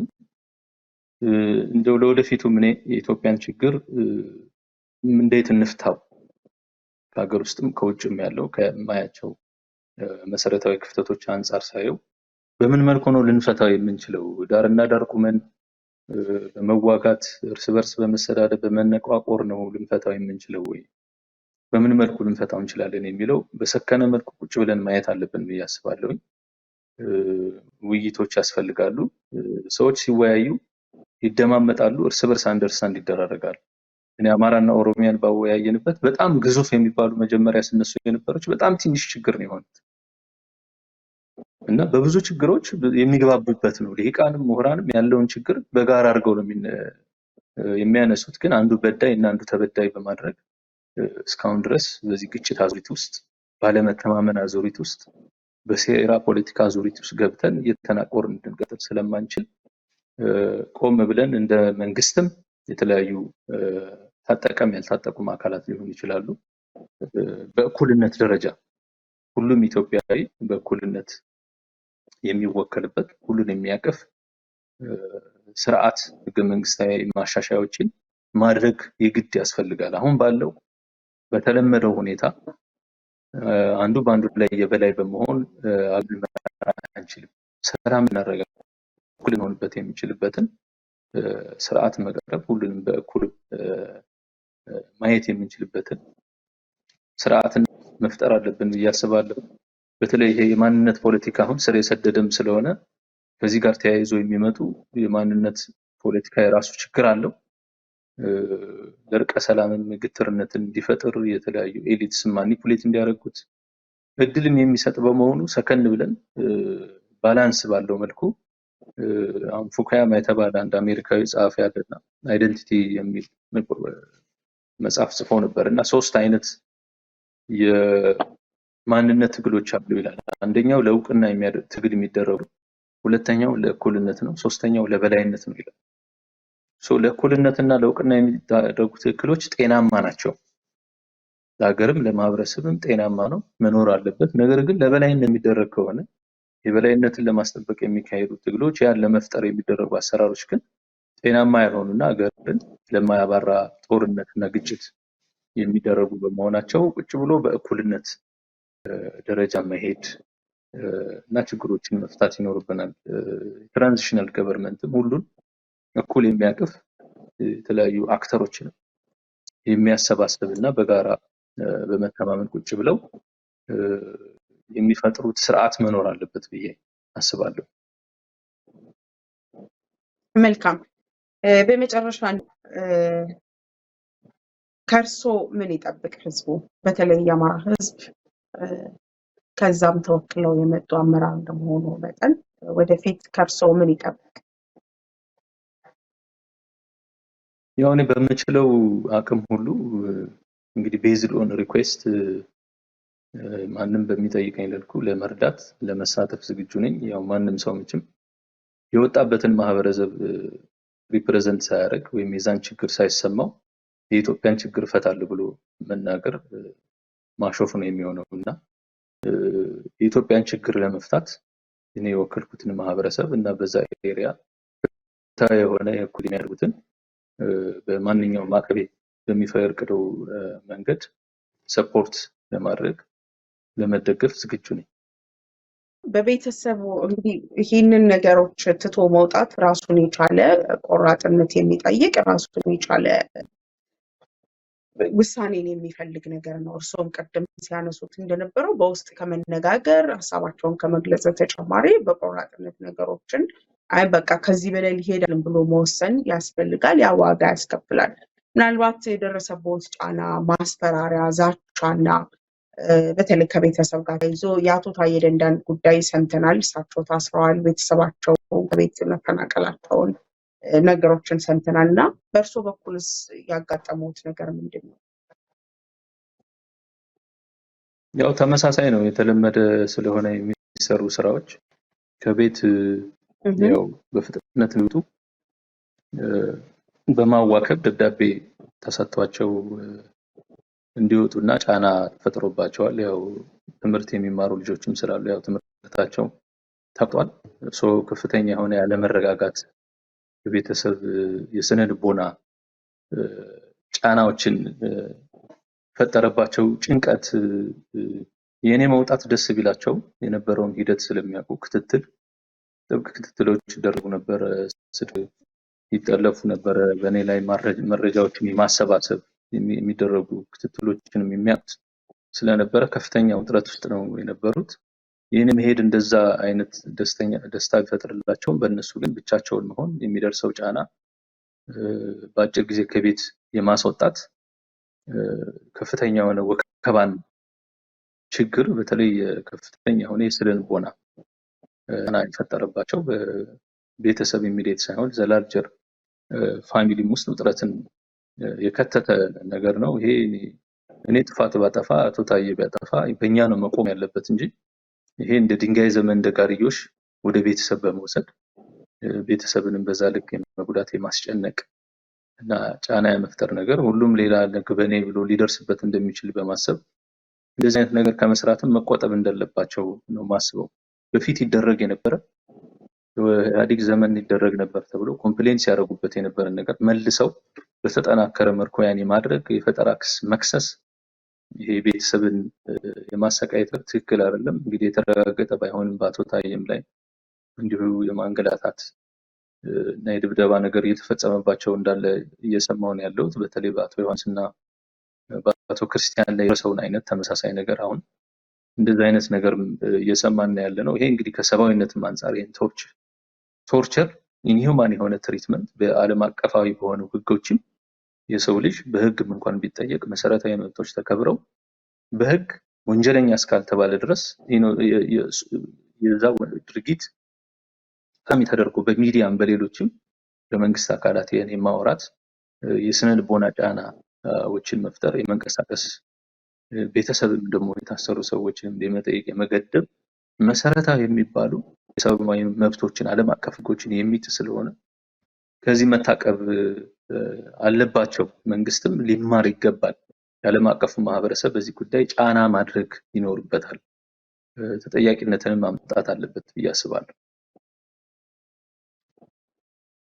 መልካም። እርስዎ በዚህ ደረጃ ጋር ከፍ ያለው ቢሉም አንድ የሚነሳቦትን የማህበራዊ ሚዲያም በተለያየ ትችት ላንሳና 5 ዓመት ሙሉ ሲያገለግሉ ነበረ። ይህንን የዚህ ስርዓት አስከፊነትና የዚህ ስርዓት ገዳይነት ለማወቅ 5 ዓመት አይፈጅም። አሁን ስልጣናቸውን የለቀቁት ኦልሬዲ መንግስት እንዳበቃለት ስላወቁ ካበቃለት መንግስት ጋር ላለመሄድ ነው እንጂ በትክክል ህዝባዊ ወገንተኝነት ስላላቸው አይደለም ተብለው ተተችተዋል። ይሄን ነገር እንዴት ያዩታል? ያው እንደዚህ አይነት ነገሮችን በተለያዩ ሚዲያዎች ሰምቻለሁ። ያው እንግዲህ አመራር ስተውኝ የተለያዩ አይነት ትችቶች ከተለያዩ አካላት ይመጣሉ። ወደፊትም ሊቀጥል ይችላል። ከመንግስት አካላትም እንዲሁ ተከፋይ የሆኑ አንዳንድ ሚዲያዎች የተለያዩ ነገሮችን እንደ ማስፈራሪያም በማድረግ እንዲህ ከሆነ እኛም እንዲህ የምናወጣዋለን በሚልም እነሱ ነገሮችን ሰምቻለሁ። ያው ካላቸው ወደ አደባባይ ቢያመጡት እኔ የሰራሁት ችግር ካለ ደስ ይለኛል። እንግዲህ ይሄ ቀደም ብዬም እንደገለጽኩት ተከታታይ የሆኑ ትግሎችን እንቅስቃሴዎችን ስናደርግ ነው የነበረው። ይሄ ነገር ይፈታል፣ ይሄ ችግሩ አድሬስ ይደረግ በሚል ነው እስከዛሬ ድረስ የቆየ ነው። በእኔ በኩል ስራ ስላበቃለት ወይም ደግሞ ሌላ ነገር በማሰብ አይደለም እኔ ከንቱ ነው የወጣሁት። ቀደም ብዬ እንግዲህ ከአንድ ዓመት ከ6 ወርም በፊት ለአማራ ክልል ከፍተኛ አመራሮች የመጨረሻው የሲሲ ጉባኤም ደግሞ ለጠቅላይ ሚኒስትሩ መልቀቅ እንደምፈልግ አሳውቂያለሁ። እንዳሉት ችግሮችን ስናይ ነበር የተባለው ትክክል ነው። ግን ትግል የሚደረግበት መንገድ ደግሞ የራሱ አለው። በውስጥም በፓርቲ ውስጥ ባለንበት ትግል ይደረጋል። ያን ለማስተካከል ኮሬክት ለማድረግ ቢሳካ ተመሳሳይ ሀሳብ ያላቸው በዛ ያሉ ሰዎች ተገኝተው እንቅስቃሴ ቢደረግ ነገሮችን ከውስጥ መቀየር ነው ውጤታማ የሚሆን። ኢህአዴግን ያሸነፈው ከውጭ ያለ ትግል ሳይሆን ከውስጥ ባለ ያን ችግር አይተው ተረድተው ተባብረው በጋራ ሆነው ነው አሁን ላለው ለውጥ ለማምጣት የደረሱት እና በውስጥ ሆኖ መታገሉ ከሌሎችም ጋር ሆኖ ይህንን ነገር ማድረጉ የተሻለ ነው የሚል ነበር። ግን ያን ለማድረግ የሚፈቅዱ ሁኔታዎች አልነበሩ። በነፃነት የመታገል ኮንሲስተንትሊ ኢሹዎችን ቢያነሳም ሰው ቅሬታዎችን ቢያነሳም ግን ኦርጋናይዝድ በሆነ መንገድ ያን ነገር ቮይስ የማድረግ መግልን በተመለከተ ግን ወጥነት ባለው መልኩ በሆነ በጊዜያዊ ድርጊቶች መወሰድና ያ ድርጊቱ ደግሞ ሲረሳ ሳምንት 2 ሳምንት ሲሞላው ደግሞ አብሮ የመጥፋትና የመሄድ ነገሮች እየታዩ ትግሉ ውጤታማ እንዳይሆን አድርጎታል። ከዛ አንፃር እንጂ አሁንም በቀላሉ የምናየው ነገር አይደለም። ገና ብዙ ሰፊ ትግሎች ይፈልጋሉ። መንግስት ያበቃለት ነው በሚል የምንዘናጋ ከሆነ ትግሉ ግቡን እንዳይመታ ሊያደርግ የሚችል ነው ብዬ አስባለሁ። ገና ሰፊ የጋራ ሌሎችን የሚያቀፈ ያሰባሰበ ትግል ማድረግ ይፈልጋል። ጽሁፍም ነበረ የጻፍኩት እሱንም በተመለከተ እንደኛ ጽሁፎች ለፓርቲ የተጻፈውን በማንሳትም የተለያዩ አስተያየቶች ሲሰጡ ሰምቻለሁ። ይሄ ጽሁፍ እንግዲህ የተጻፈው በካውንስል ኦፍ ምክር ቤት ኢሹአችን ከተነሳ በኋላ ለኛም በሚኒስትሩ በኩል ከተነገረን በኋላ የግምገማ ሂደቱ ስለዘገየ በተለያዩ ነገሮች እኛን የማገድና የማስቀረት ነገሮች ሲደጋገሙ ነው የጻፍነው። ያው እኔ ብቻ ሳልሆን አቶ ታዬም በጋራ ሆነን ነው የጻፍነው። ያው የኔ ብቻ ነው አይ ቲንክ መሰለኝ የደረሰው። ይሄ እንግዲህ በአንድ ፓርቲ ውስጥ ያለ ሰው መቼም የፓርቲውን ህግና አሰራር መሰረት አድርጎ ነው ኮምፕሌን የሚያደርገው እንጂ ሌላ ህግ ልጠቅስ አልችልም። የሌላ የጫካ ህግ ወይም ሌላ አካላት የሚመሩበትን ወይም በልህና ኢሞሽናል በሆነ መንገድ እንዲህ ስለሆንኩኝ ምን ታመጣላችሁ አይነት በሚባል ነገር ሊቀርብ የሚችል ነገር አለ። እንዳሉት መጀመሪያ ላይ ድራፍት አድርጌ በሄዲንግም የተቋም መጠቀም አይቻልም የሚል ሳቢ ስለነበረ በጽሁፍ ነው ያዘጋጀሁት። በስክሪፕቶ ጽፌ አንድ ፔጅ የሚሆን ፈርሜ ነበር ሊላክ የነበረው። በቅርብ ያሉ ሰዎች አንደኛ ይሄ የጻፍከው ነገር በራስ ላይ እንደመመስከር ነው። እነሱ የሚከሱትን ክስ በራስ ላይ የሚመሰክርና ትክክለኝነት የሚያረጋግጥ ነውና ይሄ ሊሆን የማይችል ስላልሆነ ከንድ ብለን የፓርቲውን መመሪያና ደንቦችን ጠቅሶ የነበረውን አስተዋጽኦ በሚያሳይ መልኩ ያሉትን ችግር ማሳየት እንጂ በዚህ መልኩ ኢሞሽናሊ ቻርጅድ የሆኑ ነገሮች መጻፍ የለበትም በሚል ከዛ በኋላ ነው እንደገና አይተነው በጽሁፍ ታይፕ ተደርጎ ሰፋ ተደርጎ ሄዲንግም የተቋምን በማድረግ እንዲላክ ያደረግነው። ይሄ ትክክል ነው ብዬ ነው የማስበው። በሰዎችም የሰጡኝ አስተያየት በጣም ትክክል ነው። በዛ መልኩ ብጽፍ ለመጀመሪያ የጻፍኩት በእጅ ጽሁፍ ቢሄድ ኖሮ የእነሱን ክስ ትክክለኝነትን የሚያረጋግጥ እና ብልጠት የሌለው ስሜት ውስጥ በመግባት የተጻፈ ነበር የሚሆነው። ያን አስተያየት የሰጡኝ ሰዎችን በዚህ አጋጣሚ መስገን ፈልጋለሁ። ከዛ በኋላ ኢላቦሬት አድርገን የጻፍነው ያለውን ነባራዊ ሁኔታም የማቀው እኔ ስለሆንኩኝ በዛ ልክ መጻፉ ትክክል ህጋዊና መርህን አካሄድን የጠበቀ ነው። ግን ዋናው ነገር ደብዳቤው ነው ወይ ነው። አሁን ዋናው ነገር ማሰብ ያለብን ወደፊት ለሚካሄዱ እንቅስቃሴዎች፣ ትግሎች ምንድነው የሚጠቅመን፣ ግሬተር ኮዙን አቺቭ ለማድረግ የሚጠቅሙ ነገሮች ምንድናቸው የሚል ነገር ላይ ትኩረት አድርገን ብንሄድ የበለጠ ውጤታማ እንሆናለን ብዬ አስባለሁ። ምክንያቱም ከኔ ጀርባም ሌሎቹም ያሉ እንደኔ ተመሳሳይ ፍላጎትና ችግር ያለባቸውም ሰዎች ሊኖሩ ስለሚችሉ ለነሱም አስተማሪ በሆነ መንገድ ነው ሚዲያውም ሌሎችም አካላት እነሱን ኢንካሬጅ በሚያደርግ መልኩ የትግሉን እንቅስቃሴ በሚያግዝ መልኩ መቅረብ እና በዛ ልክ መረዳት እና ከባለ ጉዳዩም አፍ በመስማት ማቅረብ ክሪቲካሊ ነገሮችን ያየን ብንሄድ የተሻለ ነው ብዬ አስባለሁ። ነገር ግን ያው በዚህ ቦታ ላይ ያለ የቆየ ሰው እንዲህ አይነት ትችቶች ቢመጡ ተገቢነት ያላቸውና ይሄን ያህልም ስህተት ናቸው ብዬ የማልወስዳቸው ናቸው። የሚጠበቅም ስለሆነ በመጥፎ ነገርም የወሰድኩት አይደለም። ማንኛውም አይነት ትችት ለመቀበል ዝግጁ ነኝ። ኮንስትራክቲቭ ግን በሆነ መንገድ ቢሆኑ ደግሞ የበለጠ ይጠቅማል። እኔ ኦልሬዲ ዋንስ እዚህ መጥቻለሁ፣ ግን ከኋላም ደግሞ ለሌሎችም የሚሰጥ ትምህርት ስላለ ሌሎችንም በሚጠቅም ሀገርን በሚጠቅም ወደፊት ልናሳካው በምናስበው እሳቤን በሚጠቅም መልኩ መጠቀም የግድ ያስፈልጋል ብዬ አስባለሁ። መልካም፣ እኔ ጥያቄዎችን ጨርሻለሁ ዶክተር። ግን ምናልባት የሚያስተላልፉት መልእክት ካለ ለማህበረሰቡ በተለይ ደግሞ ለነበሩበት ለፓርቲ ጓዶቹና በመንግስት ባለስልጣናት ሊያስተላልፉ የሚፈልጉት መልእክት ካለ እድሉን ልስጥዎት።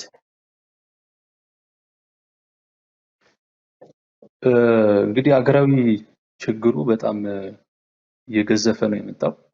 ከዕለት ወደ ዕለት የአገር ህልውና፣ የህዝብ ህልውና ያው እንግዲህ አማራም፣ ኦሮሞም፣ የሌሎችም የትግራይም፣ የሶማሌም፣ የአፋርም የሌሎችም ህልውና ከኢትዮጵያ ተነጥሎ የሚታይ ነገር አይደለም። የሌሎች ሀገሮች እጣ ፈንታ ከመድረሱ በፊት በተለይም ወደ ሲቪል ዋር ገብተን የዩጎዝላቪያ የነበረው ጣንታ እንዳይደርስ የነሱ ዩጎዝላቪያን ታሪክ ስናይ ሲፈጸሙ የነበሩ እንቅስቃሴዎች፣ ትግሎች በሙሉ በኢትዮጵያ የተከሰቱ ነው ያሉ ልዩነቶች፣ አለመተማመኖች፣ ይሄ ክሊንሲንጉ እና ሌሎችም እንደዚህ የሚሰሩ ግጭቶች፣ ማፈናቀሎች፣ ብሔርን መሰረት ያደረጉ የትጥቅ እንቅስቃሴዎች ከዕለት ወደ ዕለት እየጠነከሩና እየገፉ የመጡ ስለሆነና ሀገሪቱም የህልውና አደጋ ውስጥ የገባች ስለሆነ ይሄ ነገር ከመፈጠሩ በፊት ሁሉም እዛ ያሉ አመራሮች ነገሮችን ቆም ብለው በማየት የኢትዮጵያን ህልውና ሌሎችን በውስጧ ያሉ ህዝቦችን ችግር አድሬስ በሚያደርጉ በኩል መሄድ አለባቸው። የአማራን ህዝብ እየበደሉ እያፈናቀሉ ሰላም ልናገኝ እንደማንችል ግልጽ ነው። የኦሮሚያንም እንዲሁ በተመሳሳይ ሌሎችም ማንንም እየጎዳን በጠላትነት ፈርጀን ካሁን በኋላ ሰላም አግኝተን በተለመደው መንገድ እንመራለን በፊት እንደነበረው አይነት አካሄድ ይመራል ማህበረሰቡም ዝም ብሎ ያየናል የሚለው ነገር ያበቃለት ጉዳይ ስለሆነ ቆም ብሎ ችግርን አድሬስ በማድረግ መልኩ መሄድ ይኖርብናል ማሰብ ይኖርብናል የሚል አስተያየት ነው ልሰጣቸው የሚፈልገው። በግል በኩል ያው በቅርብ ጊዜ ፌስቡክ አካውንት ከትላንት በፊት ከ24 ሰዓት በፊት ጀምሮ ፌስቡክም ጂሜል እና አንድም ስልክ እንዲሁ ዋትስአፕ የምጠቀምበት የነበረ ከኔ ቁጥጥር ስር የወጣና እኔ ማልጠቀምበት ስለሆነ ሰው በኔ ስም የሚጽፉ ካሉ ካለፉት 24 ሰዓት በፊት ጀምሮ የሚደረጉ ኮሙኒኬሽን የሚጻፈሮች የኔ እንዳልሆነ አውቆ ሰው አስፈላጊውን ጥንቃቄ እንዲያደርግና በዛ የሚጻፉ የኔ ሐሳብ እንዳልሆኑ እንዲያቀልኝ ይፈልጋሉ። ተመልካቾቻችን የዛሬው ውይይታችን ይህንን ይመስል ነበር። በሌላ ጊዜ ከሌላ እንግዳ ጋር እስከምንገናኝ ድረስ ሰላም።